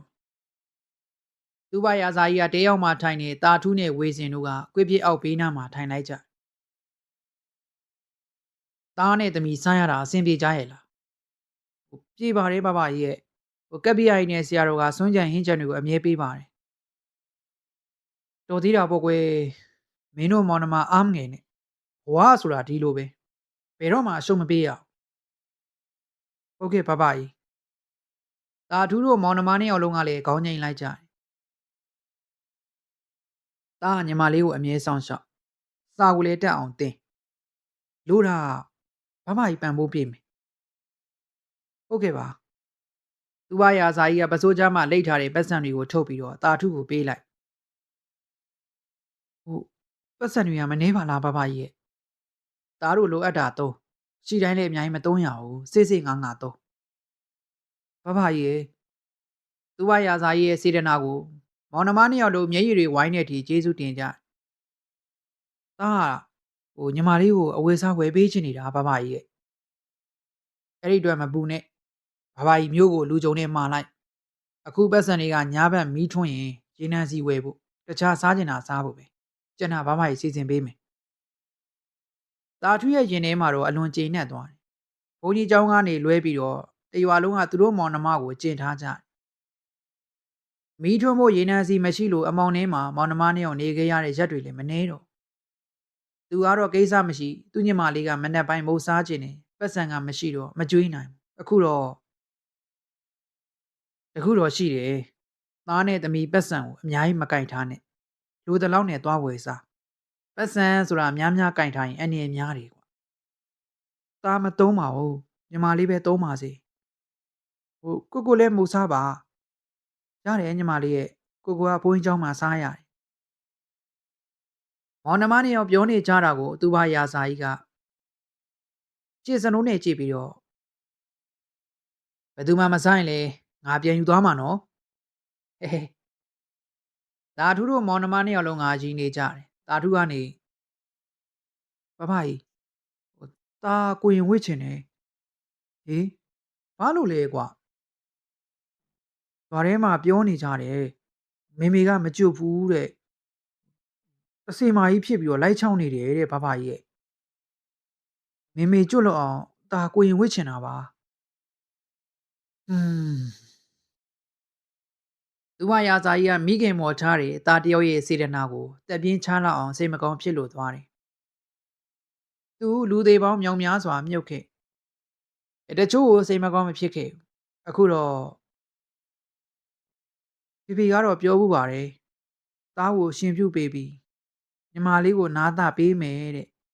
ဟိုဒိုးမိသားစုတွေအလူကြီးပေးချမယ်လို့ပြောတယ်ဟိုဒါပေမဲ့ဖေဖေကထောင်ထဲကြောင့်မိမိကတာထူးမျက်ရည်ကြားရပြန်တယ်တာထူးငိုတော့သူညီမလေးဝေစင်ကလည်းငိုတယ်သူ့ဘရာဇာကြီးကစိတ်မကောင်းစွာနဲ့ပဲအေးပါကွာသားနဲ့သမီးရဲ့သားတို့သမီးတို့ဆန္ဒတနေ့ပြည့်မှာကဲဘာမကြီးသွားတော့မယ်ကွာသူ့ဘရာဇာကြီးကကွေးပြစ်ပေါ်ကနေဆင်းပြီးတော့ချန်ပီယံဘက်ကိုရှောက်လိုက်တဲ့ချိန်မှာတာထူးနဲ့ဝေစင်တို့ကနေနောက်ကနေပြေးလိုက်ပြီးတော့ဘာမကြီးဟေးသမီးမုံမစားတော့ဘူးဘာမကြီး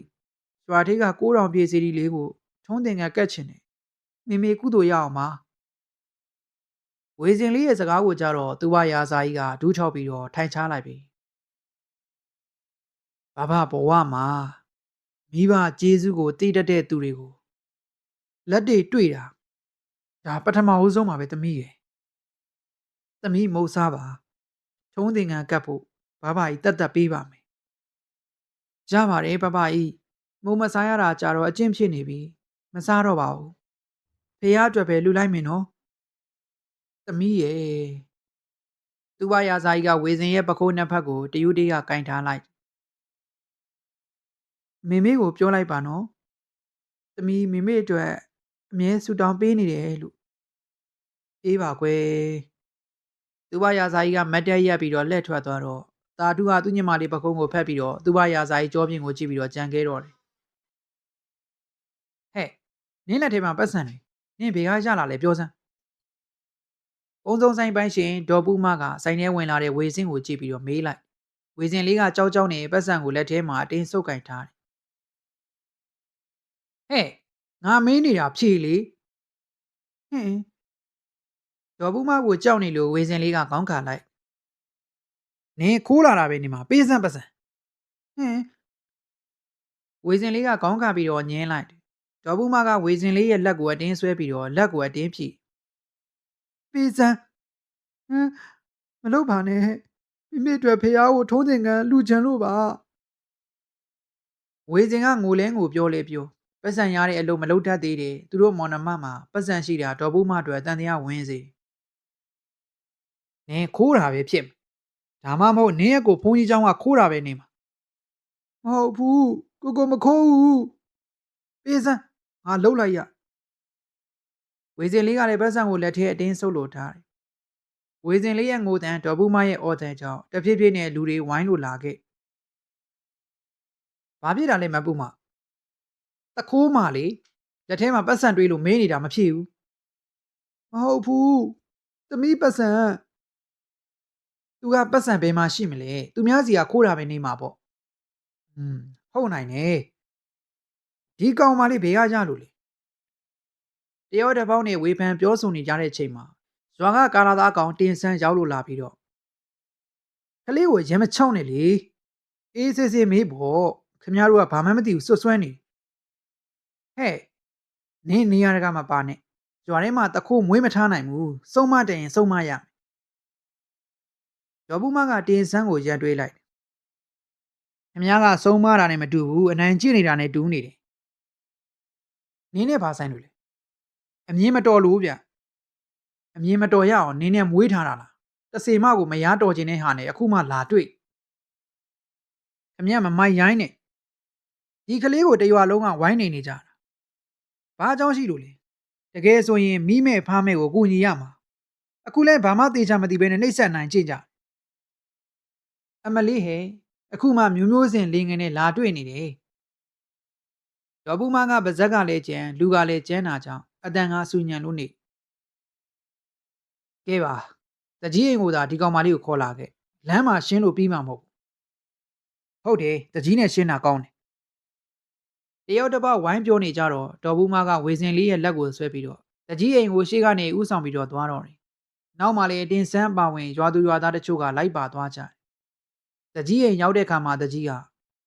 ဟေးဘာဖြစ်လာတာလဲဟေ့တခိုးဖမ်းလာတာတကြီးတခိုးဖမ်းလာတာဟေးတကြီးမျက်လုံးပြူးလို့သွားတယ်ဒေါ်ပူမလက်နဲ့စုပ်ခေါ်လာတဲ့မျိုးမျိုးစင်သမီးလေးဝေစင်ဖြစ်နေ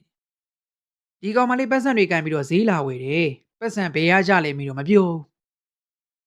ဝေစင်လေးကသပင်တွေဖယိုဖယင်းမျက်နှာပေါ်မှာလည်းမျက်ရည်စီချောင်းတို့နဲ့ညစ်ပေလို့နေကလေးမငါစမ်းတကြီးကခေါ်လိုက်တော့ဝေစင်ကတကြီးရှိကိုလက်ကလေးပိုက်ပြီးတော့မတ်တက်ရက်လိုက်ပတ်စံရှိတယ်ဆိုကြာစမ်းဟင်းဝေစင်လေးကလက်ကိုပို့ပြီးတော့တင်းတင်းဆုပ်လိုက်ကလေးဆိုတော့သူ့ပတ်စံပါသွားမှာကိုနှမျောနေမိဟုတ်ပါပြီလေပတ်စံတွေဘယ်ကားရလဲကလေးမဟိုဟိုသူ့ဘာရာဇာကြီးပေးသွားတာကိုပြောရင်ကောင်းမလားလို့ဝေစင်တွေးလိုက်တကြီးကနေဟိုကလေးမအကိုပေးတာလားမှန်မှန်ပြောစမ်းမမဟုတ်ဘူးမဟုတ်ရင်ဘယ်ကားရလဲအေးမပြောရင်တနေ့ကိုနေဘူးလှမ်းလိုက်မှာနော်တကြီးကချင်းချုံလိုက်တော့ဝေစင်မျက်လုံးအိမ်ထဲမှာမျက်ရည်တွေကဝိုင်းလို့သွားခဲ့မေးနေတယ်လေသူ့ဘာရာဇာပပကြီးပေးတာဟင်တကြီးနဲ့နားထောင်နေသူတွေအလုံးအားအသင်းလို့သွားကြသူ့ဘာရာဇာပတ်စံဆိုတော့ယွန်ရှာတဲ့အကြည့်နဲ့ဒေါ်ဘူးမကဝေစင်လက်ထဲကပတ်စံကိုကြည့်လိုက်အမှန်ကိုပြောတော့ကလေးမလိန်နာငါမကြိုက်ဘူးသမီးတကယ်ပြောတာပါသူ့ဘာရာဇာကဘာကိစ္စပတ်စံပေးရတာလဲတကြီးကဝေစင်မျက်နှာကိုတေချာကြည့်ပြီးတော့မေးလိုက်သမီးမို့စားဖို့ပါသမီးကမုံမစားပဲရွာထိပ်ကဖေးရမှာထုံးတင်ကကပ်ဖို့သွားဝယ်ရင်ကျော်ကြီးကတခုလို့ပြောတာအမှန်ပဲနော်ငါသူ့ဘာရာဇာကိုမေးကြည့်မှာမေးပါပပသမီးမလိမ့်ပါဘူးအေးရွာထဲမှာခိုးဝက်ဖို့တော့မကြံနဲ့နော်နင်တို့မောင်နှမနှစ်ယောက်ကိုရွာပြင်ထုတ်ထားလိုက်မှာဟုတ်ဟုတ်ကဲ့ပပကြီးသွားတော့တကြီးကပြောတော့ဝေစင်လေးကလက်ထဲကပတ်စံကိုစုပ်ပြီးတော့ပါးပေါ်ကိုမျက်ရည်တွေစီးကြပြီးတော့တကြီးခြံထဲကနေတလန့်ချင်းထွက်သွားခဲ့တော့တယ်ဘေးဥတန်တွေကတော့စူညံလွန်းစွာထွက်ပေါ်လို့လာတယ်ဒေါ်ပူမှလည်းအိမ်နေရာကနေဇက်ကနေလန်နိုးလာပြီးတော့သူ့ရဲ့အိမ်ရှိတဲတဲမှာလာဦးနေတဲ့ခွေးတွေရဲ့အတန်ကိုနားဆွမ်းလိုက်သူ့အိမ်ခေါမိုးပေါ်ကိုခဲကြတဲ့အတန်ကိုကြားရလို့ခေါင်းထောင်လိုက်ခွေးတွေကလည်းဥလိုက်တာမှဆက်မပြတ်ဒေါ်ပူမဟင်အလွန်ကြောက်စရာကောင်းတဲ့အတန်နဲ့ကြီးနေသူ့နာမည်ကိုခေါ်တန်ကြားလိုက်ရတယ်ဒေါ်ပူမခြာစမ်းရှင်အတန်ကတော့အိမ်ပေါက်ဝါကနေထွက်လာတဲ့အတန်ဖြစ်တယ်လို့အတန်အေးရကြီးအတန်ကတော့ကြောက်ဖို့အလွန်ကောင်းတာကြောင့်ပဲဒေါ်ပူမသားတွေတစက်စက်တုံးနေနင်းကိုလာခေါ်တာရှင်ဘယ်ဘယ်ဦးလဲတင်းချိုင်းကိုတင်းချိုင်းမှာနင်းအတွက်မြေချင်းအစင်သေးရှိတယ်ဒေါ်ပူမအကောင်တွေ၆ကက်လာတယ်လို့ချွေးတွေကလည်းအသီးလိုက်ထွက်လို့လာခဲ့အတန်သာကြားရတယ်အကောင်ကိုတော့မမြင်အောင်ကျမနင်းအပြစ်မရှိတဲ့ကလေးကိုပြဿနာရှာတယ်နင်းကိုအရှင်လက်လက်တကြိုးမယ်ဒေါ်ပူမကကြောက်အားကြီးပြီးတော့ခြေလက်တွေလှုပ်လို့မရတော့အတန်ကြီးကလည်းကြားလို့နေနင်းမလာရင်ငါလာခေါ်မယ်မလုပ်ပါနဲ့ဒေါ်ပူမကငဲတန်းပေါင်းအော်ဟစ်လိုက်ပြီးတော့တတိလစ်ပြီးမေးမျောသွားတော့တယ်ဒေါ်ပူမတတိရလာတော့ခန္ဓာကိုယ်ကိုလှုပ်ကြည့်လိုက်တော့လှုပ်လို့မရအောင်တစုံတစ်ခုကသူ့ကိုချုပ်ကင်ထားတယ်လို့ခံစားရငါငါဘယ်ရောက်နေတာလဲ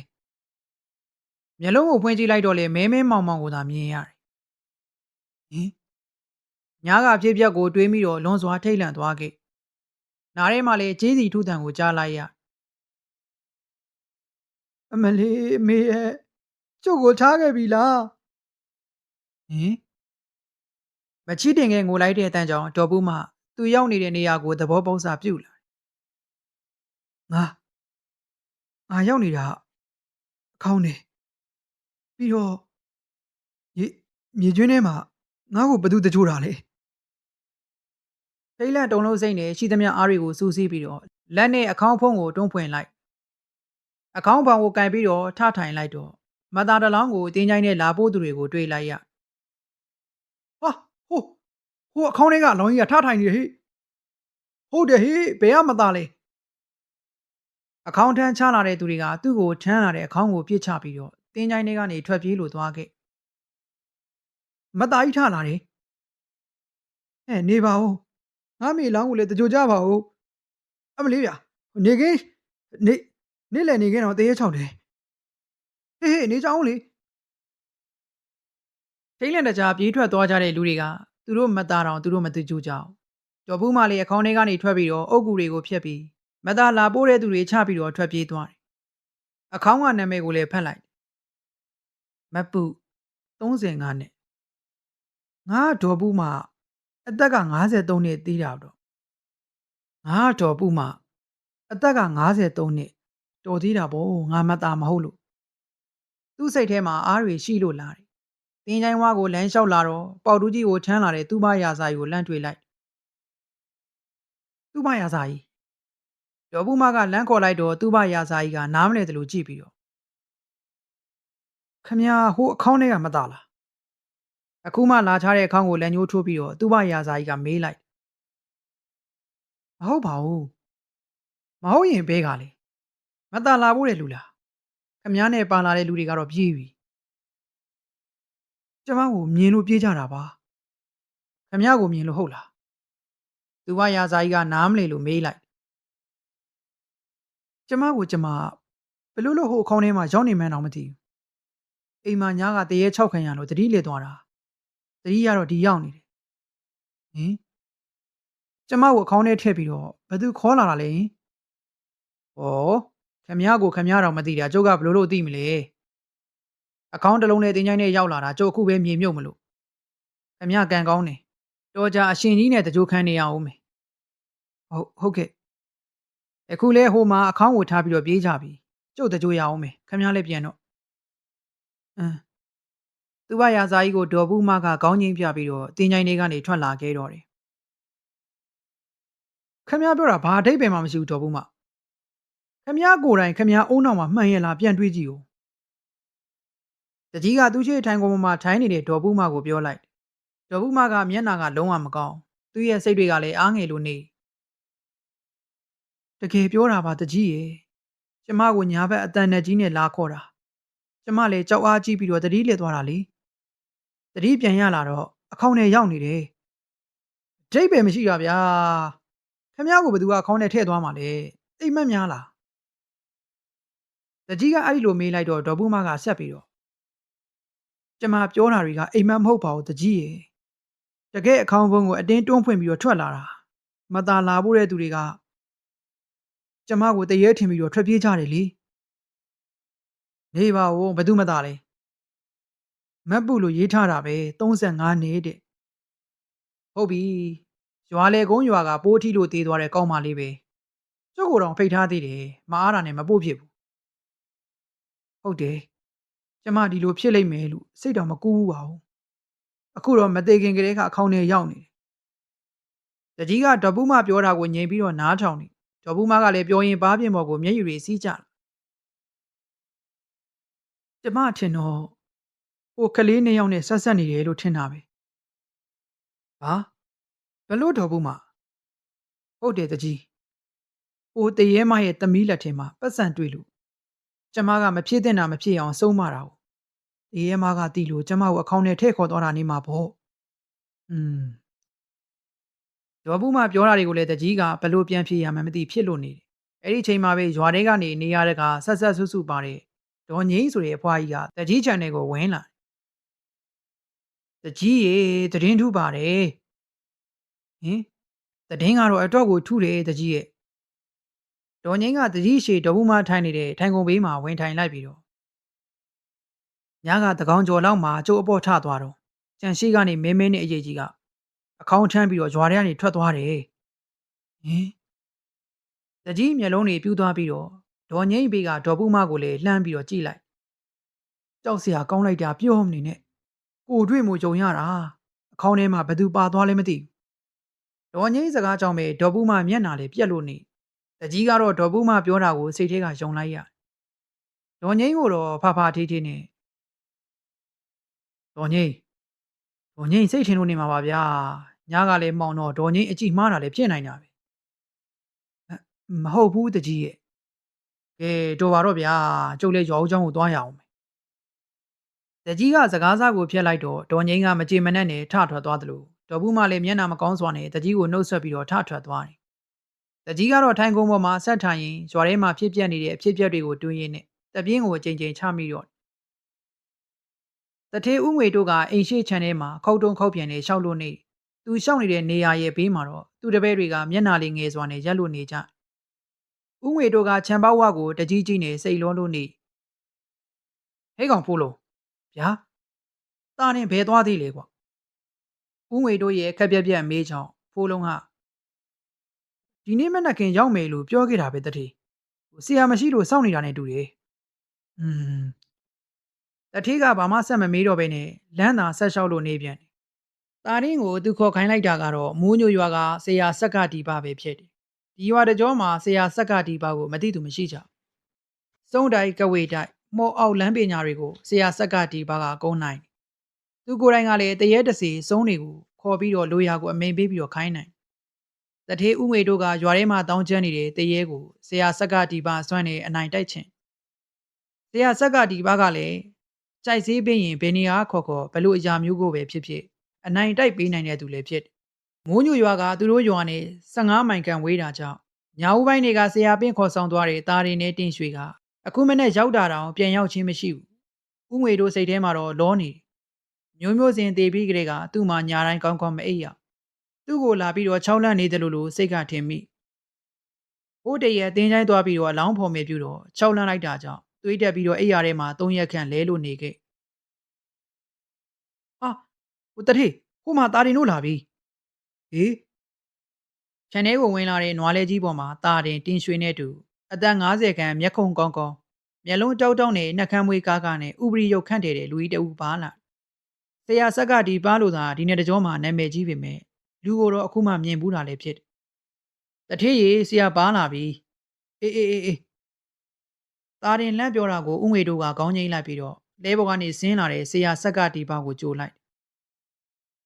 ဆရာကြွပါခမည်းကဥငွေတို့လားဟုတ်ပါတယ်ဆရာဆရာဆက်ကဒီပါကခြံထဲကိုမျက်လုံးတစ်ချက်ဝှေ့ကြည့်လိုက်ပြီးတော့ခမည်းခြံထဲကိုတရေတစီတွေဝင်ထွက်သွားလာနေပါလားပါလေခမည်းလက်ခံထားတယ်ပေါ့မဟုတ်ပါဘူးဆရာမဟုတ်ရင်ဒီဟာတွေလာနှောက်ယှက်နေတာပဲကဲပါလေအိမ်ပေါ်သွားရအောင်ဆရာဆက်ကဒီပါပြောလိုက်တော့ဥငွေတို့ကအိမ်ပေါ်ကိုရှေ့ကနေဥဆောင်ပြီးတော့ခေါ်လာဆရာဆက်ကဒီပါအခန်းထိုင်ကုန်ပေါ်မှာမထိုင်မင်းနဲ့ဘုရားရှင်ရှိကျမ်းပြင်ပေါ်မှာထိုင်လိုက်ပြီးတော့မျက်လုံးကိုမှိတ်ပြီးတော့ဥငွေတို့ခမည်းကိုတစေတကောင်လာနှောက်ယှက်နေတာမလားဟုတ်ပါတယ်ဆရာဟုတ်ပါတယ်ခမည်းဘာဖြစ်ချင်တာလဲပြောရဲတာပြောအလွန်မှန်ပါလာတဲ့အတန်နဲ့ပြောလိုက်တော့ဥငွေတို့ကကျွန်တော်ကိုမနှောက်ယှက်ရအောင်ဆရာစီမံပေးပါကောင်းပြီလေကျုပ်လိုပေးလို့တော့ရပါတယ်ကျုပ်လိုချင်တာလေးတွေလည်းရမှာဖြစ်မှာပေါ့ပြောပါဆရာခမည်းကိုလာနှောက်ယှက်နေတဲ့တစေဟာဘသူသေးလို့ဖြစ်လာတာလဲဆိုတာသိတယ်မလားသိတယ်ဆရာအေးသိရင်လေအဲ့ဒီလူရဲ့ကြံခဲ့တဲ့မျိုးဆက်ရဲ့သွေးကိုလိုချင်တယ်ဗျာဥငွေတို့တယောက်လန့်သွားတယ်မျိုးစင်မှာကြံခဲ့တဲ့ကလေးနှစ်ယောက်သူတို့ရဲ့သွေးကိုလိုချင်တယ်လို့ဆရာဆက်ကဒီပါကပြောနေဒီလိုသာဆိုရင်တော့ဥငွေတို့ကျုပ်ပြောတာမရနိုင်ဘူးလားဟိုဟိုလေကျုပ်ကိုရှင်းသာပြောစမ်းပါရမယ်ဆိုရမယ်မရဘူးဆိုမရဘူးအခုလို့ရမှာမလွယ်ဘူးကြိုင်ခမည်းဝိညာဉ်ကိုအဲ့ဒီတစေကနှုတ်သွားမှာဗျာဥငွေတို့အလင်းအမြန်ကိုစဉ်းစားလိုက်တယ်သူ့ရဲ့အသက်ဝိညာဉ်ပါမယ်ဆိုရင်ကျွန်တော်သူ့ကလေးကိုတက်ရမှာလားဆရာတက်ဖို့တော့လိုချင်မှလိုမယ်အဓိကသွေးရဖို့ပဲ အဲ့ဒီသွေးစိမ့်နဲ့တစီမကိုရအောင်ခေါ်ပြီးတော့ရှင်းရကျွန်တော်ရအောင်ကြံပါမယ်ဦးငွေတို့ကဆရာဆက်ကဒီပါကိုခေါင်းညိတ်ပြီးတော့ပြလိုက်ဆရာဆက်ကဒီပါကတော့သူ့ပညာစွမ်းကိုပြဖို့အတွက်သူ့လိုအပ်တာတွေကိုဦးငွေတို့ကိုပြောလို့နေဂါတာထုလာစမ်းမအောင်ကွကျင်းပါဗျာကျောင်းပေါ်ကတိုင်တိုင်မှာမိပြီးတော့စာကြက်နေတဲ့တာထုတယောက်ဆရာတော်ကခေါ်ပြီးတော့စာအုပ်ကိုဘေးကိုချပြီးတော့ဆရာတော်အနားကိုသွားပြီးတော့ဝေပြူလိုက်တကားတာထုရဲ့ညီမလေးအိမ်မှာတယောက်တည်းနေခဲ့ရတာဆိုတော့အစီအမပြည့်ရလားကွ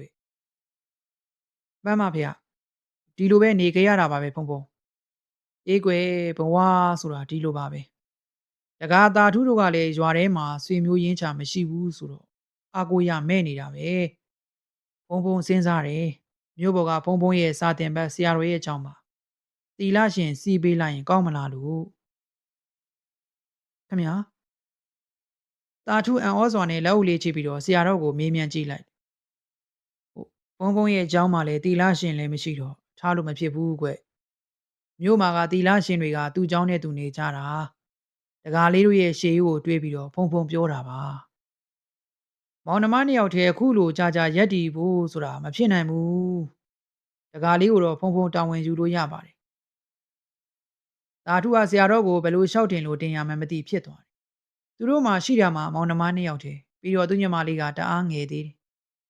တယ်တစိမ့်တရံကြားမှာတယောက်တည်းသွားနေတတ်ပါမလားလို့လေတွေးပူမိတကားလေးတို့အဖေကလည်းဘယ်နေ့ပြန်လာမှန်းမသိဘူးဆိုတော့ဘယ်လိုလုပ်ကြမလဲဖုံဖုံဖေပြောတကားလေးဘာပြောခြင်းလဲတပည့်တော်ရဲ့ကံကဆိုးလွန်းပါတယ်ဖုံဖုံဒါပေမဲ့တပည့်တော်ရဲ့ညီမလေးကိုတော့တပည့်တော်ဘယ်လိုမှမခွဲနိုင်ပါဘူးစိတ်လည်းမချပါဘူးတပည့်တော်ညီမလေးကိုတပည့်တော်မှာရှိတဲ့အားတွေအင်းနေနဲ့အလုံးလုံးကျွေးပြရစေတာထုကမျက်ရည်တွေဘိုးဘိုးပေါက်ပေါက်ကြပြီးပြောတော့ဆရာတော်ကစိတ်မကောင်းစွာနဲ့အေးလေဖုံဖုံကဖြစ်တင်တာကိုပြောတာပါတန်ရောစဉ်ဆိုတာဖြစ်ရခက်သားပဲတကားလေးလေကျောင်းအလိုအိမ်လုတ်တွေနဲ့ရွယ်နေမမြတ်အောင်ပြင်ပန်းလွှမ်းပါတယ်လောကရန်ဆိုတာဒီလိုပဲတကားလေးကိုခံရတဲ့အချိန်မှာကြိတ်ပြီးသားခံဒါမှဆန်ရတဲ့ခါမှာတကားလေးအရသာပူရှိမှာတင်းပါဗျာကဲဒါပါပဲကွယ်ကဲစာချက်စရာရှိတာသွားချက်ပြင်းရင်တကားလေးရဲ့ညီမအတွက်စွန်းနဲ့ဟင်းချက်တွေယူသွားအောင်ကျေးဇူးပါပဲဗျာတာထုကဆရာတော်ကိုဝေးပြုပြီးတော့ကျောင်းတိုင်တိုင်းမှာမိပြီးသားစာကိုကြက်နေလိုက်သူ့မျက်လုံးထဲမှာတော့သူ့ညီမလေးဝေစင်ရဲ့မျက်နှာကိုမြင်လို့သာနေရှေ့ဆက်လျှောက်ရမယ့်ဘဝကြီးအတွက်ဘယ်လိုမှမတွေးတတ်တော့ဆရာတော်ကျောင်းမှာအမြဲခုလိုနေပြီးတော့ရက်တီဖို့ကလည်းမဖြစ်နိုင်ပြန်ဘူးသူ့အတွေးထဲမှာတော့ရုတ်တရက်သူ့ဘရာဇာကြီးရဲ့ပုံရိပ်ကိုမြင်လာတယ်ဟာဟုတ်ပြီသူ့ဘရာဇာကြီးကသူတို့မောင်နှမကိုစေတနာထားတယ်ကျင်နာတဲ့မျက်လုံးတွေနဲ့လည်းကြည့်မုတ်စားဖို့သုံးဖို့ငွေကြေးကိုလည်းပေးတတ်တယ်လို့တခါတည်းရမှာလည်းသူ့ညီမလေးအတွက်အဝတ်စားတွေကိုဝယ်ပေးတတ်တယ်ဆရာတော်ရဲ့အကြောင်းမှာတော့အလုံးများရင်သူ့ဘရာဇာကြီးတို့သွားပြီးတော့မြေချင်းတူးမသားတကြိုတဲ့အလုပ်တွေကိုဝိုင်းကူလုပ်ပေးရင်တော့သူ့ညီမလေးတဝမ်းတော့ဝအောင်ကျွေးနိုင်မယ်လို့တွေးမိဆရာတော်အကြောင်းကစွန့်ကြံဟင်းကြံရတယ်ဆိုပေမဲ့ရေရှည်မှာဆိုရင်တော့ရွာကအမြင်ဆောင်လာမှလည်းဖြစ်တယ်သူ့ဘရာဇာကြီးစီမှာအလုပ်တောင်းမယ်ရရင်တော့သူ့ဘရာဇာဖြစ်ရင်ဖြစ်ပါစေ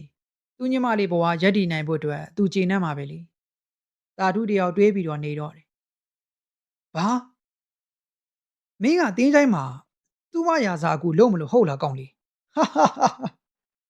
သူ့ဘရာဇာကြီးကအုတ်ခုပေါ်တက်ထားရင်နေတာထုမျက်နှာကိုကြည့်ပြီးတော့ပြောရင်းနဲ့အာရပါရကြီးမောလိုက်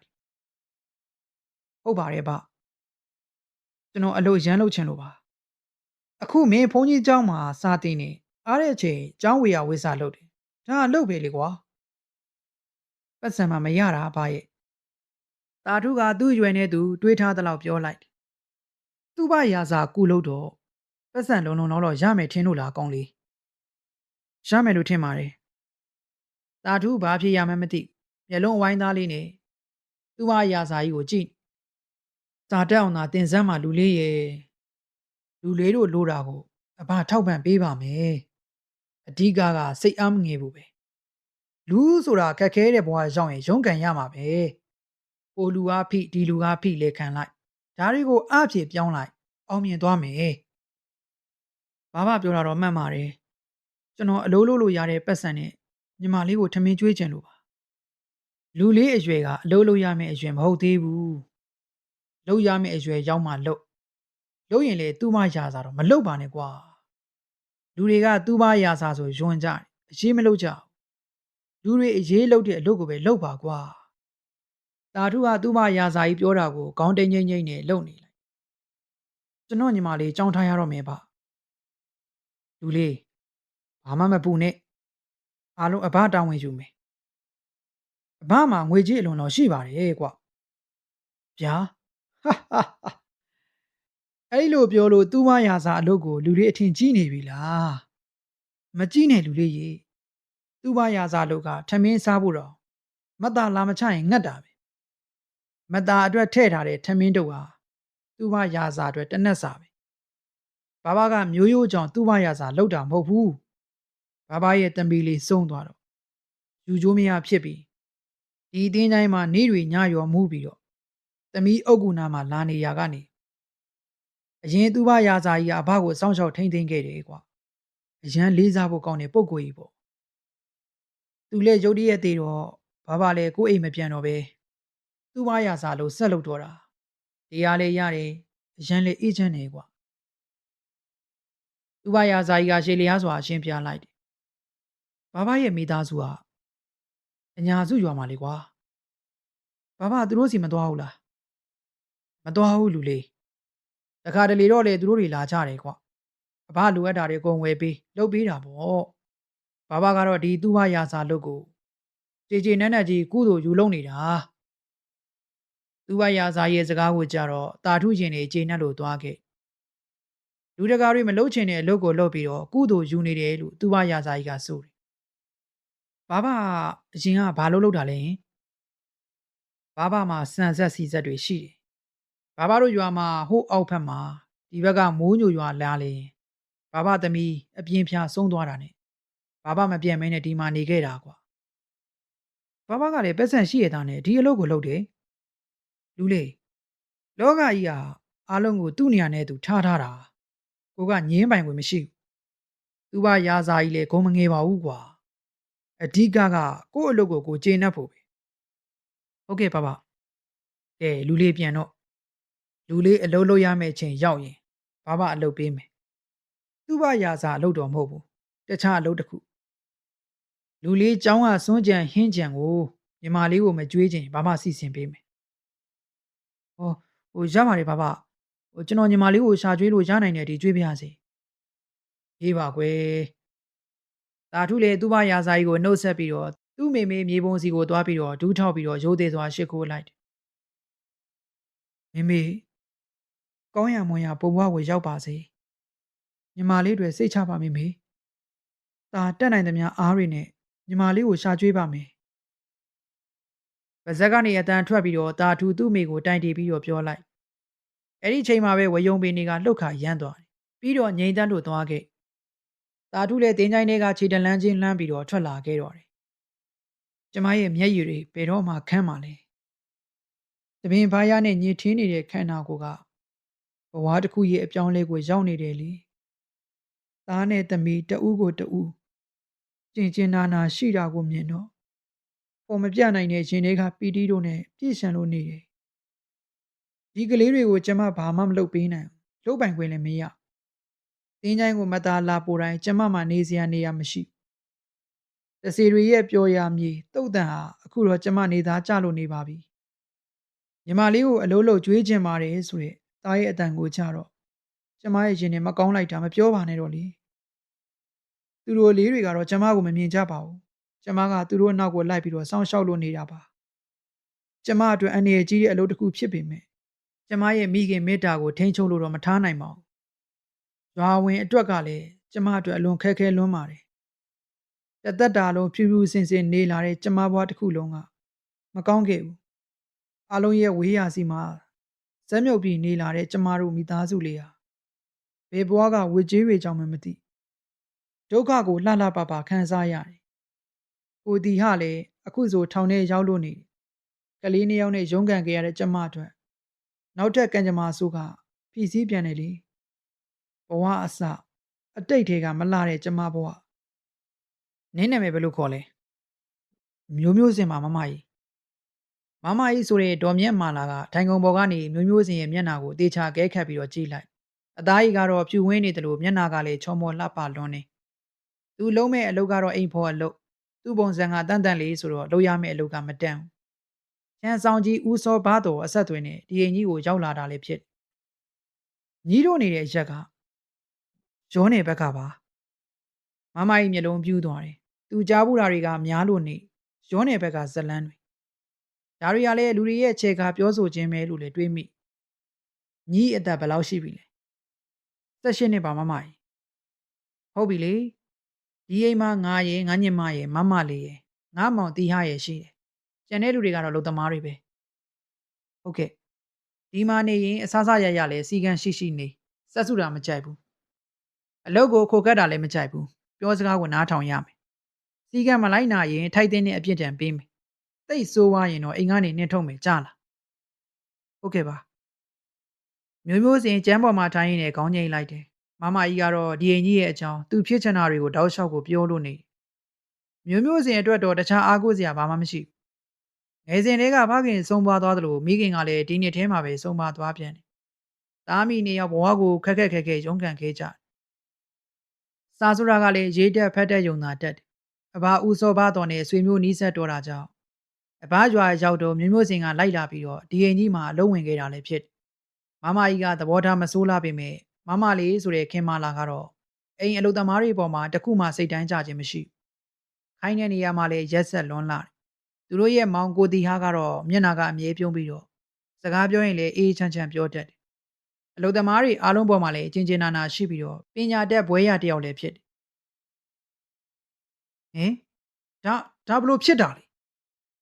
ခင်မာလာအေးသားဖို့ယူလာတဲ့မျိုးမျိုးစင်လက်ထဲကဖန်ခွက်ကရုတ်တရက်ချေချော်သွားပြီးတော့အောက်ကိုကျပြီးတော့ကွဲလို့သွားခဲ့။အိုးဟိုမျိုးမျိုးစင်ဘာလို့ရမှန်းမသိကွဲသွားတဲ့ဖန်ခွဲစားတွေကိုကြည်ကနေပြီးတော့မတ်တက်ရက်နေ။နင်းလာစမ်းဒါလေးတောင်တေချာမယူလာနိုင်ဘူးလား။ကျမလာဆိုလာစမ်း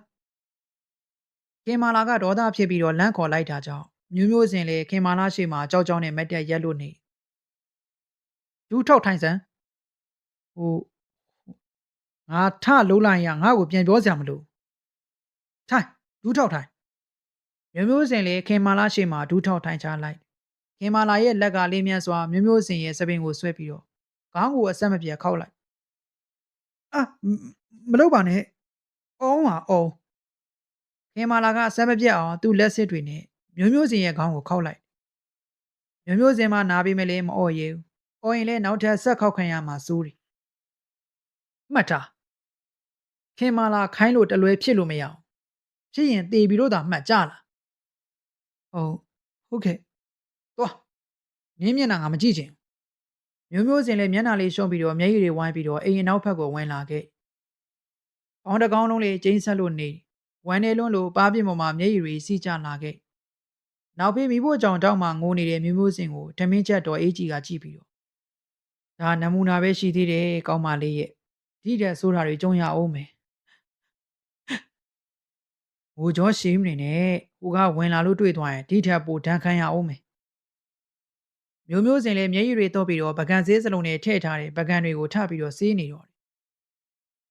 အာအမလီခေါင်းတွေကိုက်လိုက်တာတည်တော့မယ်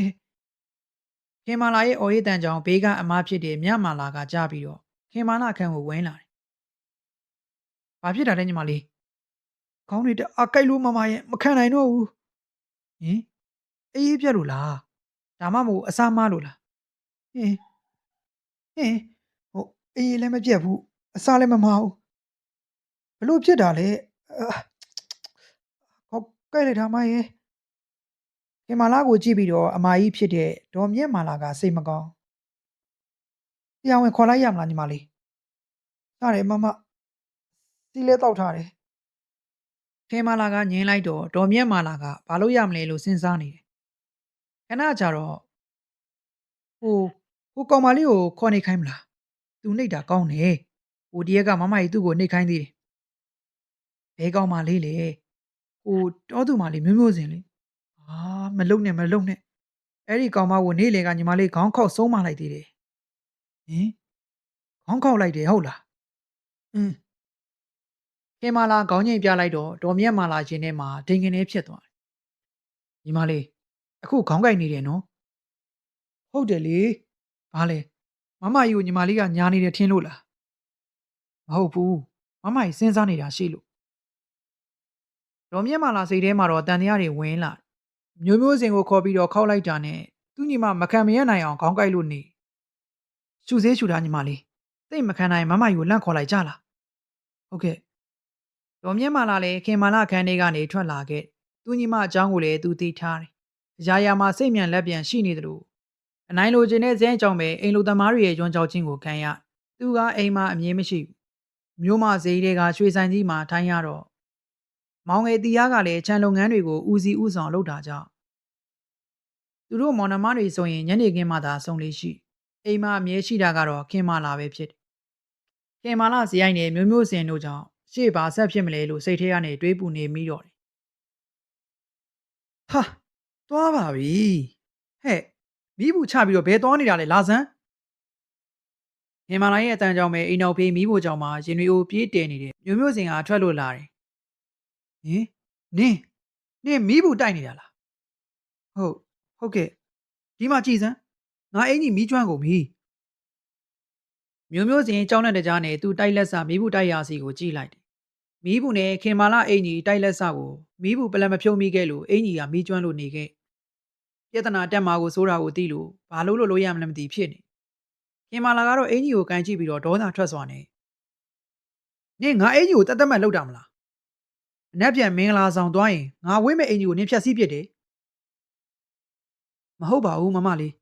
ဘာမဟုတ်ရမှာလဲဟင်မာလာရဲ့အတန်ကကြေလောင်စွာထွက်ပေါ်လာခဲ့ဒီရှင်ရွေးအိုးစုလို့ပြေးထဲ့တာနဲ့တတိမိသွားတာပါတော့နင်းတလာလုံးကြွန်ခံတဲ့လာစာကဒီအင်ကြီးတစ်ထဲဖို့မရှိဘူးသိပြီလားဟဲ့လာစမ်းငါနာကိုညကျမတောင်းပန်ပါတယ်ရှင်ဟင်မာလာရဲ့မျက်နှာခက်ထန်လို့နေတယ်မျိုးမျိုးစင်ကတော့ကြောက်လန့်ပြီးတော့အသားတွေတစက်စက်တုံးနေတယ်လာစမ်းငါခေါ်နေတယ်လေကြောက်ပါတယ်မမလေးရေမလုပ်ပါနဲ့ဟင်မာလာစိတ်တူစွာနဲ့မီးဘူးကိုကန်ပြီးတော့ထလာပြီးတော့ဒီလောက်တောင်အကြောတင်းတဲ့ကောင်မကဲဟဲ့အာမျိုးမျိုးစင်ရဲ့လက်မောင်းကိုမီးဘူးနဲ့ကတ်လိုက်တော့မျိုးမျိုးစင်ငဲတန်းပအောင်អော်လိုက်တော့တယ်အေးမှတ်ထားနောက်တစ်ခါပေါ့ဆဆလုပ်ရင်ဒီထက်ပိုဆိုးမယ်မှတ်ထားဒီလိုပြောပြီးတော့မီးဘူးကိုပြစ်ချပြီးတော့ထွက်သွားတော့တယ်မျိုးမျိုးစင်လေမီးဘူးလုံးလို့လက်မောင်းကိုအသာဖိထားရင်းနဲ့ရှိုက်ကြီးတငင်ငိုးနေဘလောက်ကြာအောင်ငိုနေမှမသိပဲနဲ့သူ့ဘေးကိုလူတယောက်လာရက်တာကိုမြင်မှခေါင်းကိုမော့ကြည့်လိုက်တယ်ကိုတီဟာဟိုမင်းဘာဖြစ်တာလဲမျိုးမျိုးစင်ကဘာမှမပြောဘဲနဲ့နှက်ခမ်းကိုသွားနေဖိကိုက်ထားလိုက်တီယာကမျိုးမျိုးစင်ရှေ့မှာထိုင်လိုက်ပြီးတော့လက်မောင်းကဘာဖြစ်တာလဲဟင်းမျိုးမျိုးစင်ကမျက်ရည်တွေနဲ့ခေါင်းကိုခါရမ်းပြလိုက်တယ်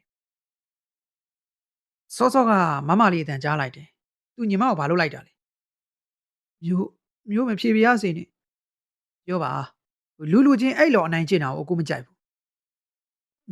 မျိုးဘာမှမဖြစ်ပါဘူးမောင်နှမတွေစကားများမှဆိုလို့မျိုးမျိုးစင်ကခင်မာလာမီးဘူးနဲ့သူ့လက်မောင်းကိုကတ်တာကိုညင်းလိုက်တီယာကလည်းမျိုးမျိုးစင်ဖိထားတဲ့လက်မောင်းကိုအတင်းဖယ်ပြီးတော့ဟင်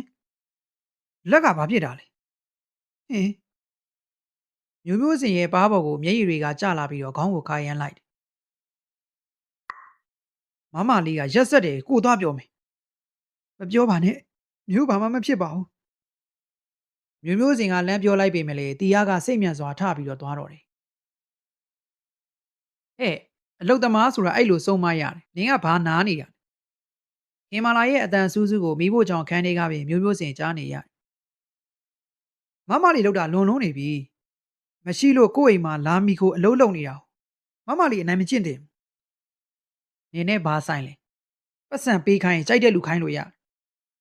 ပတ်စံပေးတိုင်းရမလားလူချင်းမရက်ဆန့်တစ်မအောင်တီဟာနဲ့ခင်မာလာတို့တယောက်တခွန်းစကားတွေများနေတော့သမင်းချက်တော်အေးကမျိုးမျိုးစင်နာကိုလာပြီးတော့တီဟာကဒေါသထွက်ခဲ့တယ်အေးခင်မာလာလောက်တာမဟုတ်လုံးလို့ပြောနေတာနေမှာတော်အေးကျမသာတေးလိုက်ချင်တယ်ကျမကြောင့်သူတို့မောင်နှမတွေစကားများရတာအမ် သတိနဲ့သာနေမျိုးမျိုးစင်ရေခင်မာလာကမဲတော့မယ်တီဟာကလည်းမဟုတ်မခန်းကျမဘာလို့ရမလဲဟင်ဘာလို့ရမလဲကြီးလေငါ့လိုတကောင်ကြွက်ပဲမလားဒီရင်ကြီးကထွက်ပြီးတော့ဘယ်မှာနေကြရှိလို့လဲပြောသမျှခန်းရိတ်သမျှသာခန္ဓာကြီးရှိဖို့ကြိုးစားထားတော့ဒေါ်ကြီးပြောတော့လေမျိုးမျိုးစင်ကငြိမ်ပြီးတော့သာနားထောင်နေလိုက်တယ်ရှေးဧကန်တွေကနေအတန်တွေကြားနေရစေပဲနင်ကကို့အမဘက်ကမကြည့်ပဲနဲ့အလုသမားဘက်ကအမြင်နာတယ်နင့်လိုလူမျိုးကိုမောင်းတော်ရတာငါအယမ်းရှင်နာတယ်အမြင်မတော်လို့ပြောတာမမလေးနင်ပြောတာလွန်နေပြီတီဟာငါစီကန်းရှိအောင်ပြောနေတာအေးလေနင်ကမောင်ရင်မှမဟုတ်ပဲအဖေနဲ့အမေကတနာလို့မွေးစားထားတာဆိုတော့သွေးမဆက်တော့ဒီလိုပဲပြောမှာပေါ့အချိန်တန်ရင်သာဥစ္စာပစ္စည်းခွဲမှာလေမမလေးရဲ့အတန်ကစိုးနစ်လိုနေတီဟာကလည်းမမလေးတို့ပစ္စည်းလဲကျွန်တော်တပြားတစ်ချက်မှမယူဒီမှာလည်းမနေဘူးဟဲ့ချမ်းလို့တန်းလန်းနဲ့နင်ကဘယ်သွားမှာလဲပြီးအောင်လုပ်ပေးခဲ့မှာပါခမရသာစီးစိမ်ဥစ္စာတွေနဲ့မန်တက်နေတနေ့အကြနာမယ်မဲငါ့ကိုများခင်မာလာရဲ့အတန်ကိုကြားရပြီးတဲ့နောက်မှာတော့စကားတန်တွေကတိတ်လို့သွားခဲ့မျိုးမျိုးစင်လေးမျက်နှာလေးငယ်ပြီးတော့မိဖို့ကြောင့်ခန်းထောင်းမှသာနေတော့တယ်ဟာပူလိုက်တာလို့ပါဦးညအချိန်မတော်ဆူဆူဝါးဝါအော်တန်ကြောင့်တော်မျက်မာလာအိယာကနေလန့်နိုးပြီးတော့အမြန်ထပြီးတော့အခန်းပြင်ကိုထွက်လာခဲ့ဟာလူကြပါဦးအတန်ကတော့သူ့ညင်မှာခင်မာလာရဲ့အတန်ဖြစ်နေတယ်လို့ကြားရတဲ့နေရာကလည်းအိမ်အနောက်ဘက်မိဖို့ကြောင့်ကဖြစ်တာကြောင့်အပြေးလွာသွားပြီးတော့ကြည့်လိုက်ဘာဖြစ်တာလဲညီမလေးလက်ကိုရင်နှွေးပူလောင်တာလှုပ်ပါအောင်မမကြီးရဲ့ခင်မာလာကအင်ကြီးချိုင်းပြက်ကိုဝေထားတာကြောင့်လက်တစ်ဖက်ကရင်နှွေးပူလောင်ထားတာမြင်လို့ပြင်မကောင်းအောင်နေရဲလို့နေခဲ့အာပူလိုက်တာလာဆေးလိမ့်ပေးမယ်ဘာဖြစ်လို့ပူရတာလဲညီမလေးရဲ့ပိုက်စာလို့ကော်ပီတောက်မယ်ဆိုပြီးထပြီးတော့တပူးရင်နှွေးတဲ့ရေမရှိတာနဲ့ရင်နှွေးကြုံရင်လည်းမှောက်ကြတာကြည်ရလေကွယ်ညီမဖြစ်သူအတွက်စိတ်မကောင်းအပူလောင်ထားတဲ့လက်ကိုလေဆေးရီကိုလိမ့်ပေးလိုက်တယ်တော်မြတ်မာလာစိတ်ထဲမှာတော့တိကျင်လာတာနဲ့ညီမလေးဒီနေ့မျိုးမျိုးစင်ကိုဘာလုပ်လိုက်သေးလဲမီးဘူးတိုက်တာအင်ကြီးကျွမ်းသွားလို့လေလက်ကိုမီးနဲ့ကတ်လိုက်อืมဟုတ်ပါပြီဒင်းကြောင်ပဲနေမှာတော်မြတ်မာလာကပြောလိုက်တော့ခင်မာလာကဘလို့မမကြီးမျိုးမျိုးစင်ကြောင်လားတေးချတာပေါ့ကိုတခါညီမလေးသူ့ခေါင်းကိုခောက်တော့ခေါင်းမခံနိုင်အောင်ကြိုက်တယ်လေအခုလေသူ့ကိုအပူနဲ့ကတ်တော့ရင်ရွေးပူလောင်တယ်ဒီကောင်မအဆုံးတက်တွေဘာများတက်နေလားမသိဟင်ခင်မာလာအန်အောလို့သွားခဲ့အเจ้าမဲတိုက်ဆိုင်တာတော့မဟုတ်ဘူးမမကြီးဘလို့လုပ်ကြမလဲဘလို့လုပ်ရမလဲဒီကောင်မကိုခေါ်ပြီးတော့မေးရမှာပေါ့ငါညီမကိုသူလှုပ်တာဟုတ်လို့ကတော့သေပြီးသားမှတ်ဟုတ်တယ်မမကြီးကြားပါတယ်အခုပဲသွားနှုတ်ပြီးတော့မေးတာပေါ့ခင်မာလာကမက်တက်ထပြီးတော့ပြောလိုက်တော့ဒေါ်မြင့်မာလာကနေအိုးဟိုကောင်မာလီတင်ဦးကိုအရင်သွားခေါ်မယ်ယောက်ျားတစ်ယောက်ပါတော့ဒီကောင်မတို့ကိုပြန်လဲရဲမှာမဟုတ်ဘူးမမကြီးပြောတာဟုတ်တယ်တင်ဦးကိုအရင်သွားခေါ်မယ်သူတို့ညီမနေအောင်အိမ်တကားကိုဖွင့်ပြီးတော့ခြံထဲကိုဆင်းလာတယ်အိမ်အလုသမားတွေကအိမ်ချေရင်းကတန်းရမှာအိတ်တာကြောင့်အဲ့ဒီတန်းရစီကိုပြန်ထွက်လာခဲ့ကြတယ်မြန်ပြောစမ်းနင်ငါ့ကိုပြူစားတာမလားမဟုတ်ပါဘူးမမလေးရေမဟုတ်ရပါဘူးရွေမိုးစင်ကိုလက်ပြန်ကျိုးတုပ်ပြီးတော့ခင်မာလာကမေးတယ်တင်ဦးကိုဝချမ်းပြားနဲ့ရိုက်ဖို့ရိပ်ပြတာကြောင့်တင်ဦးကတခင်မျက်နှာရစီဖို့မျိုးမျိုးစင်ကြောပြင်ကိုမညမတာရိုက်သူတို့ချန်ကြီးကလည်းကျဲဝန်းလာတယ်လို့ဘေးချန်တွေမှာလည်းလူမနေတာကြောင့်မျိုးမျိုးစင်ရဲ့အော်တန်ရိုက်တန်တွေကိုပေါင်ဝင်းကျင်ကမသိဘူးတန်းရမှာအိတ်နေတဲ့အလူသမားတွေကသာနိုးလာပြီးတော့စိတ်မကောင်းစွာကြည်နေကြနင်ဆုံးမမှတ်လားမှန်မှန်ပြောစမ်းမဟုတ်ပါဘူးမမလေးမမကြီးကဲပါဦးကျမဘာပညာမှမတက်ပါဘူးမျိုးမျိုးစင်ကဒေါ်မြက်မာလာဘက်ကိုလှည့်ပြီးပြောပေမဲ့ဒေါ်မြက်မာလာကမျက်နှာကိုတစ်ဖက်ကိုလွှဲနေတင်ဦးချစမ်းဝင်းမခံမချင်းချတာချတဏီရတဲ့သေချင်းသေးပါစေသိချမမလေးတင်ဦးလက်ဆွမ်းပြရမယ်မျိုးမျိုးစင်ကနာလွန်းလို့မြေကြီးပေါ်ကနေလူးလိမ့်နေခင်မာလာကတော့ဇင်းပြေနှပြေကြည့်နေပေမဲ့ဒေါ်မြက်မာလာကတော့တစ်ဖက်ကိုမျက်နှာလွှဲနေမျိုးမျိုးစင်တယောက်တဖြည်းဖြည်းနဲ့အတန်ပြေမထွက်တော့အဲ့ဒီအချိန်မှာပဲဦးစောဘာတော်ကအနားကိုရောက်လာပြီးတော့ဒီလောက်ဆုံးမပြီးရင်ကျေနပ်ပါတော့ခင်မာလာကောင်မလေးကိုမနေစေချင်လေဒီမှာမထားပါနဲ့ဦးလေးမျက်နှာနဲ့မို့လို့ ကျမတို့ကခေါ်ထားတာဆုံးမှမှခုမှသိတော့တယ်ဒီအိမ်မှာလည်းမထားပါဘူးမှတ်လောက်အောင်ပညာပေးနေတာဟုတ်ပါတယ်ဦးလေးမားတာပါတောင်းပန်ပါတယ်ကွယ်ကဲကလေးမထကိုအဝေးထုတ်ကိုယူပြီးတော့ထွက်သွားပါတော့ဦးစောဘာတော်ကမျိုးမျိုးစင်ကိုထူပြီးတော့လက်ကိုချီထားတဲ့ကြိုးတွေကိုဖြီးပေးလိုက်တယ်မျိုးမျိုးစင်ကကိုချစ်တော့ပင်နိုင်အောင်မရက်တည်နိုင်တော့ခန္ဓာကိုယ်တစ်ခုလုံးကလည်းနာကျင်လွန်းနေတယ်သမင်းချက်တော်အေးလာပြီးတဲ့အဝေးထုတ်ကိုပိုက်ပြီးတော့ခြံဝကိုဖြည်းဖြည်းချင်းထွက်လာခဲ့ဦးစောဘာတော်ကချန်ပီယံထိလိုက်ပို့ပြီးတော့အမောင်ရိပ်ွယ်မှာရောက်ကလေးမဒီငွေတွေယူသွားဒီလမ်းတက်တဲ့ကိုရှောက်လမ်းဆိုရင်ခြံကြီးတစ်ခြံတွေ့မယ်အဲ့ဒီမှာမောင်တီဟာရှိတယ်အကျိုးအကြောင်းပြောပြပြီးအကူကြီးတောင်းလိုက်သူကူညီမှာပါအဘလည်းမနှဲကြောင်ရင်လာခဲ့မယ်ဘဝကြွေးလိုပဲသဘောထားပါကလေးမသွားတော့အဘကမကြည်သေးလို့ဆက်ရအောင်မယ်ကွအဘဦးစောဘာတော်ခြံထဲဝင်သွားတော့ကြီးနေနေတဲ့ခြေလမ်းတွေနဲ့မဲမောင်နေတဲ့လမ်းကိုစံတဝါဝါနဲ့မျိုးမျိုးစင်ရှောက်လို့လာခဲ့စိုးလိုက်တဲ့ကန့်ကျင်မှာအကြီးရှင်တွေရဲ့ရက်ဆက်သမျှကိုတီးခံခဲ့ပေမဲ့အကြောင်းတိုက်ဆိုင်စွာဖြစ်ခဲ့တဲ့ကိစ္စကိုစုံမလို့ရရက်ဆက်ဆက်ဆွဆွဲပြီးတော့အပြစ်ပေးခဲ့လူမဆန်စွာရက်ဆက်လွန်တဲ့နေရာကထွက်လာပေမဲ့သွားရမယ့်လမ်းကမှောက်မဲလို့နေအရိုက်ခံထားရတဲ့တန်းကြောင့်ပဲခဏခဏချော်လဲတာကြပေမဲ့ပြန်ထပြီးတော့ရှောက်လာခဲ့ဒီညတညလုံးကောင်းကင်ကရက်ဆက်စွာကြေးရောင်တွေလုံးဝမရှိဖြစ်နေတော့တယ်ချစ်ရလီကွာအတော်ရက်ဆက်တဲ့ဟာတွေတီယာကမျိုးမျိုးစင်ရဲ့ဒဏ်ရာတွေကိုကြည့်ပြီးတော့ဒေါသထွက်ပြီးတော့ရေရွတ်လိုက်တယ်မင်းဘယ်လိုလုပ်ချင်လဲသက်ဆိုင်ရာကိုတိုင်မလားဟင်းမတိုင်ပါဘူးဝှကြွေးရှိလို့ပဲသဘောထားပါတယ်မျိုးမျိုးစင်ကမျက်ရည်လေးနဲ့ပြောတယ်မမလေးကတိတ်ကြောက်ဖို့ကောင်းတယ်ဒီမှာနေရင်မင်းကိုတနည်းနည်းနဲ့ပြဿနာရှာမှာပဲမျိုးဘာလို့ရမလဲမျိုးမှာအားကိုးစရာမရှိပါဘူးတီဟာခေါင်းကုပ်ပြီးတော့စဉ်းစားလိုက်ဒီကောင်မလေးကိုစတွေ့ကြတဲ့ကသူရင်ကုန်ခဲ့သူ့ဘဝမှာရည်စားလေးမထားခဲ့ဘူးတလို့ပတ်လဲပတ်သက်မှုလည်းမရှိခဲ့ပါဘူးတနာစရာကောင်းလို့နဲ့အားကိုးရမယ်ကောင်မလေးကိုသူ့ဘဝထဲဆွဲခေါ်ထားခဲ့ရင်တော့ကိုမျိုးကူညီမှာနော်ဒီလိုလို့ကွာကိုတို့တနေ့ရမှာဇမ်းမြုပ်ပြီးသွားနေကြမယ်ဘာလို့လဲဆိုတော့ကိုမွေးစားဖေနဲ့မိကသူတို့မသေးခင်ကိုခင်မာလာနဲ့လက်ထပ်ဖို့မှာခဲ့တယ်ခင်မာလာကလည်းလက်ခံဒါပေမဲ့သူတို့ဟာအတ္တကြီးလွန်းတယ်ကိုလည်းသူလက်ထက်ရမယ်ခင်မုန်းပုံစံလိုမဆက်ဆံမနဲ့ငယ်နိုင်တယောက်လိုဆက်ဆံနေလေကိုမျိုးကိုတနေရာခေါ်သွားတယ်ဆိုရင်ခင်မာလာကမရမခစုံစမ်းပြီးတော့ပြဿနာရှာမှာဒါကြောင့် तू မသိနိုင်တဲ့နေရာမှာသွားနေတာအကောင်းဆုံးပဲโอเคအကိုတယောက်လိုအားကိုးပါတယ်အကိုလိုပဲလား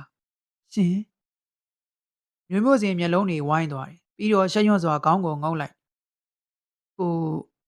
မျိုးတက်တလုံးစောက်ရှောက်ခွင့်ပြုပါမျိုးမျိုးစင်ကဘာမှပြန်မဖြေပေးနဲ့ရှက်ပြုံးလေးပြုံးလို့နေတော့တယ်ကျမကိုတီဟာရဲ့အကျဉ်းနာမြစ်တာတွေကြားထဲမှာလွန်စွာကြည်နူးပျော်ရွှင်နေခဲ့ရကိုတီဟာရဲ့တငယ်ချင်းတယောက်ရှိတယ်ဒီရိုးမတောင်ချေရွာလေးကိုရောက်လာပြီးရာကွက်လေးထဲမှာအသီးနှံတွေစိုက်ပျိုးပြီးတော့ဘဝကိုရိုးသားစွာရက်တည်ခဲ့သားနိုင်တောင်းနိုင်နေထိုင်ခဲ့တဲ့ဘဝလေးတွေကိုသားနဲ့သမီးဝင်လာပြီးတော့ပို့ပြီးတော့စိုးပြေးသားရလာခဲ့ပါတယ်သားလေးအရွယ်ရောက်လာတော့ဆရာတော်အကြောင်းပို့ပြီးတော့ပညာသင်စေပါတယ်သမီးလေးကတော့ကျမနဲ့အတူအိမ်မှာပဲနေတာပေါ့ကံကြမ္မာဆိုးတွေအမြဲကြုံရတဲ့ကျမအတွက်တာယာမှုဟာအရှိမခံပါဘူးရွာမှာဓမြတိုက်ခံရပြီးတော့နောက်တရက်မှာအိမ်ကိုမျိုးကတ်လုံးကြုံရေးဝန်ထမ်းတွေကဝိုင်းပြီးတော့ကိုတီဟာကိုဓမြတိုက်တဲ့ထဲပါတယ်ဆိုပြီးတော့ဖမ်းသွားတော့တာပဲကျမလည်းကလေးနှစ်ယောက်ကိုဖက်ပြီးတော့ငိုတာကလွဲလို့ဘာမှမလုပ်နိုင်ခဲ့ပါဘူးရွာကလည်းအသားတွေကလောက်ထွက်တယ်ဆိုပြီးတော့ကျမတို့မိသားစုကိုဝိုင်းကျင်ထားတော့လေသားမိ၃ယောက်ဝမ်းရည်ကိုခက်ခက်ခဲခဲဖြည့်ရှင်းနေချိန်မှာတရက်ကျမစီကိုတထေးဥငွေတို့အိမ်မှာအလုံးလုံးနေတဲ့ဒေါ်အေးကြီးရောက်လာပြီးတော့မျိုးမျိုးစင်နင်းတထေးအိမ်မှာလုံးလုံးမလားစားဖို့တောက်ဖို့လည်းရမယ်ပတ်စံလည်းရမယ်ပြောတော့ကျမလုံးဝမငြင်းမဲနဲ့လက်ခံခဲ့တထေးအိမ်မှာအလုံးလုံးရတာကနည်းနည်းတထေးကိုပြုစုရတာကများနေတယ်တထေးရဲ့အကြည့်တွေကိုမကြိုက်ပေမဲ့မိသားစုစားဝတ်နေရေးအတွက်မသိဟန်ဆောင်ခဲ့အเจ้าမဲ့ကျမအပေါ်ရက်ဆက်လွန်တဲ့တထေးဟာတနေ့သူ့အိမ်မှာဘယ်သူမှမရှိတော့ကျမကိုစော်ကားဖို့ကြံ့တယ်ကျမလည်းရှိသမျှအားရင်နေနဲ့ရုန်းကန်ရင်အိမ်ကိုပြန်ပြေးလာခဲ့အဲ့ဒီချိန်ကစလို့ကျမတထေးအိမ်ကိုမသွားတော့ပါဘူး ကျမတို့အိမ်မှာရှိတဲ့ယာကွက်လေးကိုပဲမြေပေါက်မျိုးစေ့ကျဲစိုက်ပျိုးခဲ့တယ်။တညမှာကျမအိပ်ပျော်နေတော့ကျမရဲ့ကိုယ်ပေါ်ကိုအချိန်မဲကြီးပြိကျလာ။ကျမရုန်းကန်ရင်အော်ဖို့ကြိုးစားတော့ကျမလေပင်ကိုညှစ်ဖို့ကြိုးစားတော့တာပဲ။ကျမလည်းတဖြည်းဖြည်းအသက်ရှူရာကျက်လာပြီးတော့မျက်လုံးတွေပြားလာတယ်။အဲ့ဒီနောက်မှာတော့လုံးဝမှောင်ကျသွားပြီးတော့လေယာဉ်နဲ့တခုတည်းကိုရောက်လို့သွားပါတော့တယ်။ခင်ဗျားတို့ဘာလို့ကျွန်တော်တို့မောင်နှမကိုဖမ်းလာတာလဲဗျ။လွတ်ပေးပါဗျာ။တထေးချံနောက်ဘက်ထဲမှာတော့အုံငက်ပြောပွဲငါးပွဲခန့်ကိုစီးပြီးတော့ဘားစင်ပေါ်မှာတင်ပြီးတော့ထားပြီး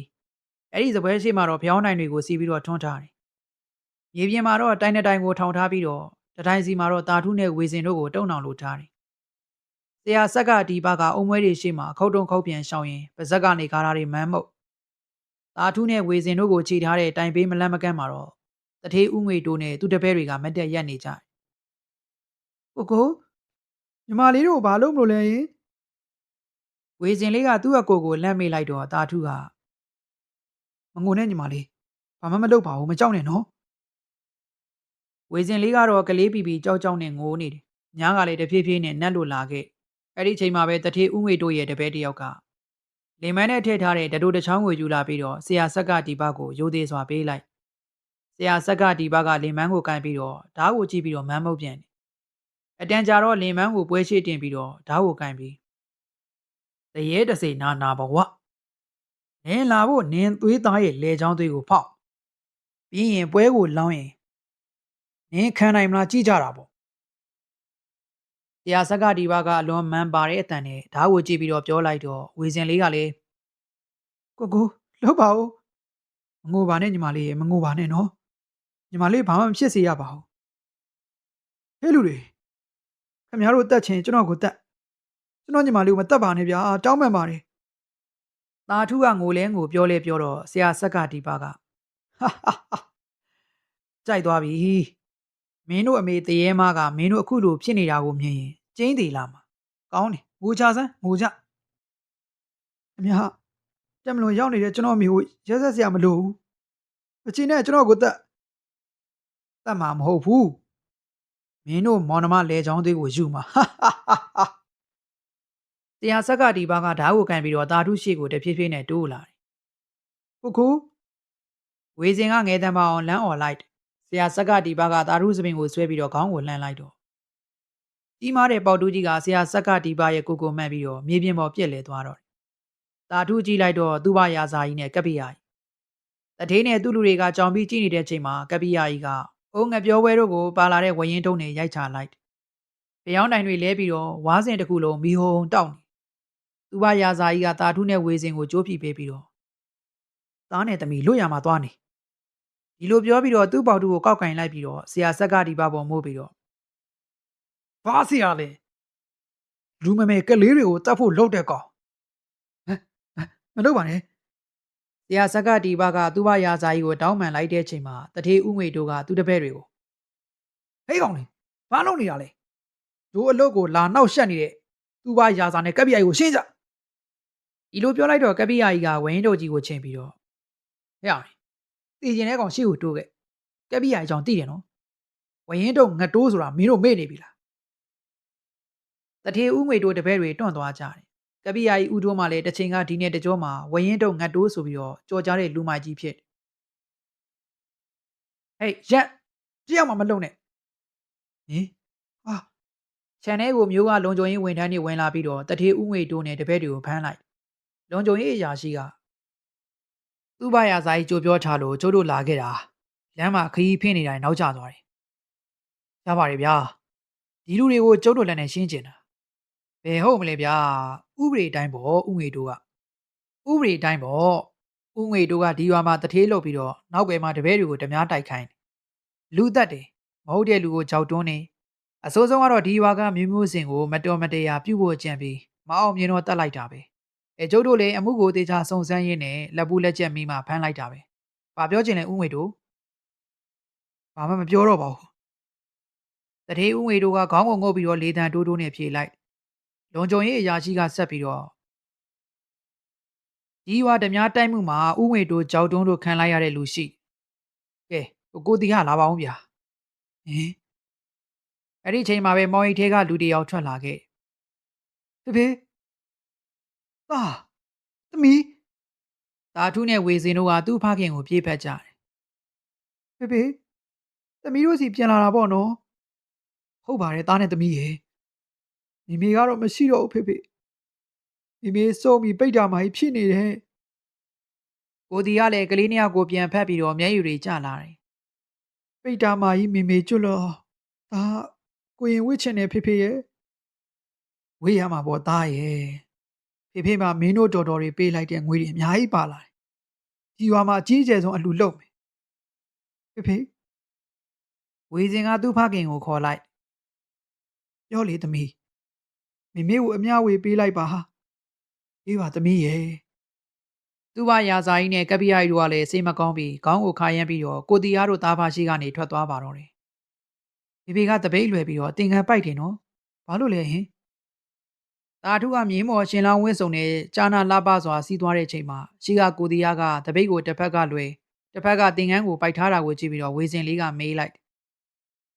ကိုတီအားရှင်တွေကမကောင်းရှင်ထဲမှာတော့တင်ကန်းပိုက်ရမှာမိမိပေါ့ကွယ်သမီးမိမိမှမရှိတော့စိုးနဲ့စွာသမီးလေးကိုဖြေမိတယ်ဒီရွာလေးမှာတကြီးအစ်စ်ဥတင်ဆန်းတဲ့လူငယ်လေးပါပဲအရင်တကြီးကတော့တထေးဥငွေတို့ရဲ့ကြံရပါဆိုတော့နှစ်ယောက်တူထောင်နှန်းကိုဆန်သွားကြပါနောင်တာများစွာနဲ့ယောဂီမာကြီးတော်ပူကတော့ရှေ့ဆုံးကကြော်ပွဲကြီးကိုရွက်ပြီးသူ့နောက်ကရှင်လောင်းဖေကတပိတ်လွယ်တင်ကန်းကိုပိုက်ထားတယ်အဲ့ဒီနောက်မှာတော့ရှင်လောင်းကမြင်းကိုစီးရွှေထီးကိုမိုးလို့ထားတယ်နောက်ပိုင်းမှာတော့ရွာကွန်းတောင်ပန်းတောင်ကိုင်တွေအထူးခြားဆုံးကတော့အားလုံးရဲ့ရှေ့ဆုံးမှာဖလားထဲမှာငွေတွေကိုကျဲတာကတော့သူ့ဘရာစာဥမေကြီးပဲဖြစ်တယ်သူကတော့ပစိုးအပြာကွက်ကြီးနဲ့လေကရုံအင်ကြီးဖြူကိုဘလို့မှကြည့်မကောင်းဝစ်ထားတယ်သူပတ်စံကျဲတိုင်းကလေးတွေကဝိုင်းလူတာကိုသဘောကျကြနေအားလုံးရဲ့နောက်ဆုံးမှာတော့ရွာကဒိုးဘက်ဝိုင်းကမြိုင်းဆိုင်စွာတိမို့ကခုံနေကြတယ်အလူရက်ကို3ရက်လုပ်ပြီးတော့တရွာလုံးမိကိုထိတ်အောင်လှူတာကိုတီယာကသားကိုတင်ကန်းစီးပေးတယ်လို့ရွာထိတ်9တောင်ပြည့်စေဒီလေးကိုထီးတော်အတဲ့နဲ့ရွှေတင်ကန်းခက်လူတယ်အလူအမမပါတဲ့အလူဆိုတော့အားလုံးကစိတ်မကောင်းကြရှင်လောင်းလဲတာရွာကိုတပတ်ပတ်ပြီးတော့ရွာဖုန်ကြီးเจ้าကိုဝင်မယ်ပြုเจ้าကညောင်မင်းကိုကြည့်ပြီးတော့မောင်ရင်လောင်းလေးကမေမေဟာဟမ်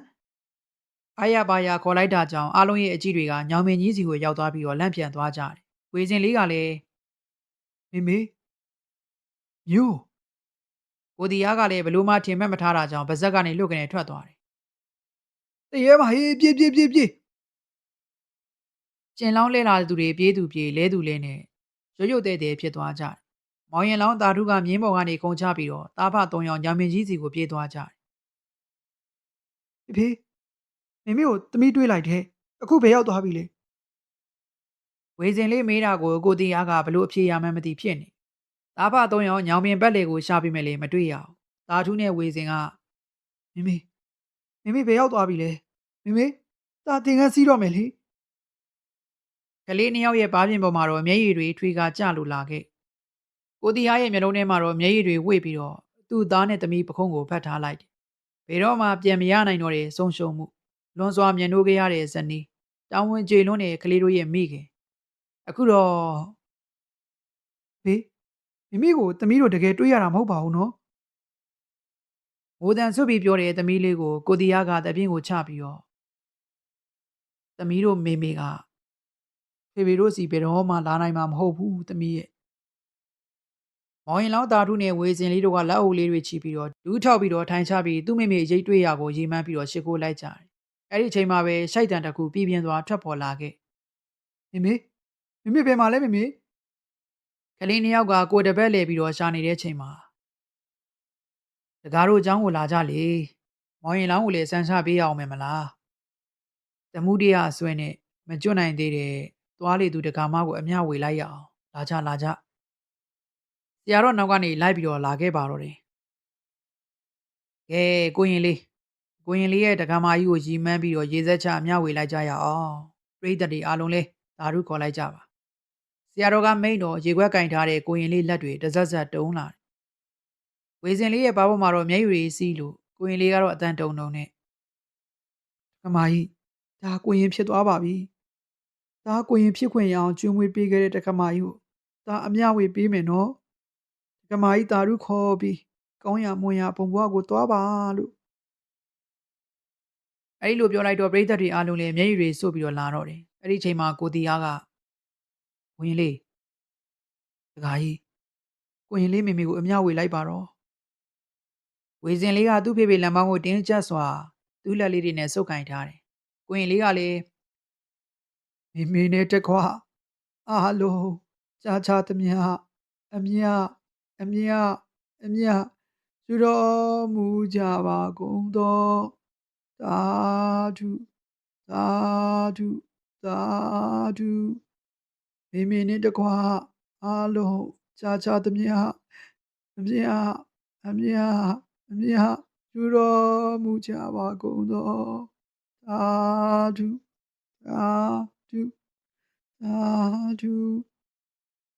မိမိနှင့်တကွာအားလုံးကြားချသမျှအမြအမြအမြကိုရင်ရဲ့တိမ်ဝင်သွားတဲ့အတန်နဲ့အတူပြည်ပြင်းစွာကြားလိုက်ရတဲ့အတန်ကတော့ရှိုက်တန်တစ်ခုကဘုံကြီးเจ้าနဲ့ဝေးတဲ့ဝေးပြီးတော့သွားပါတော့တယ်ပရိသတ်ကြီးများခင်ဗျာဇလန်လေးကတော့ဒီမှာရင်ပြီးဆုံးသွားပါပြီခင်ဗျာနားဆင်အားပေးခဲ့ကြတဲ့ပရိသတ်တွေအားလုံးပဲစိတ်ချမ်းသာခြင်းကိုယ်ကြီးကျန်းမာခြင်းနဲ့ပြည့်စုံနိုင်ကြပါစေခင်ဗျာ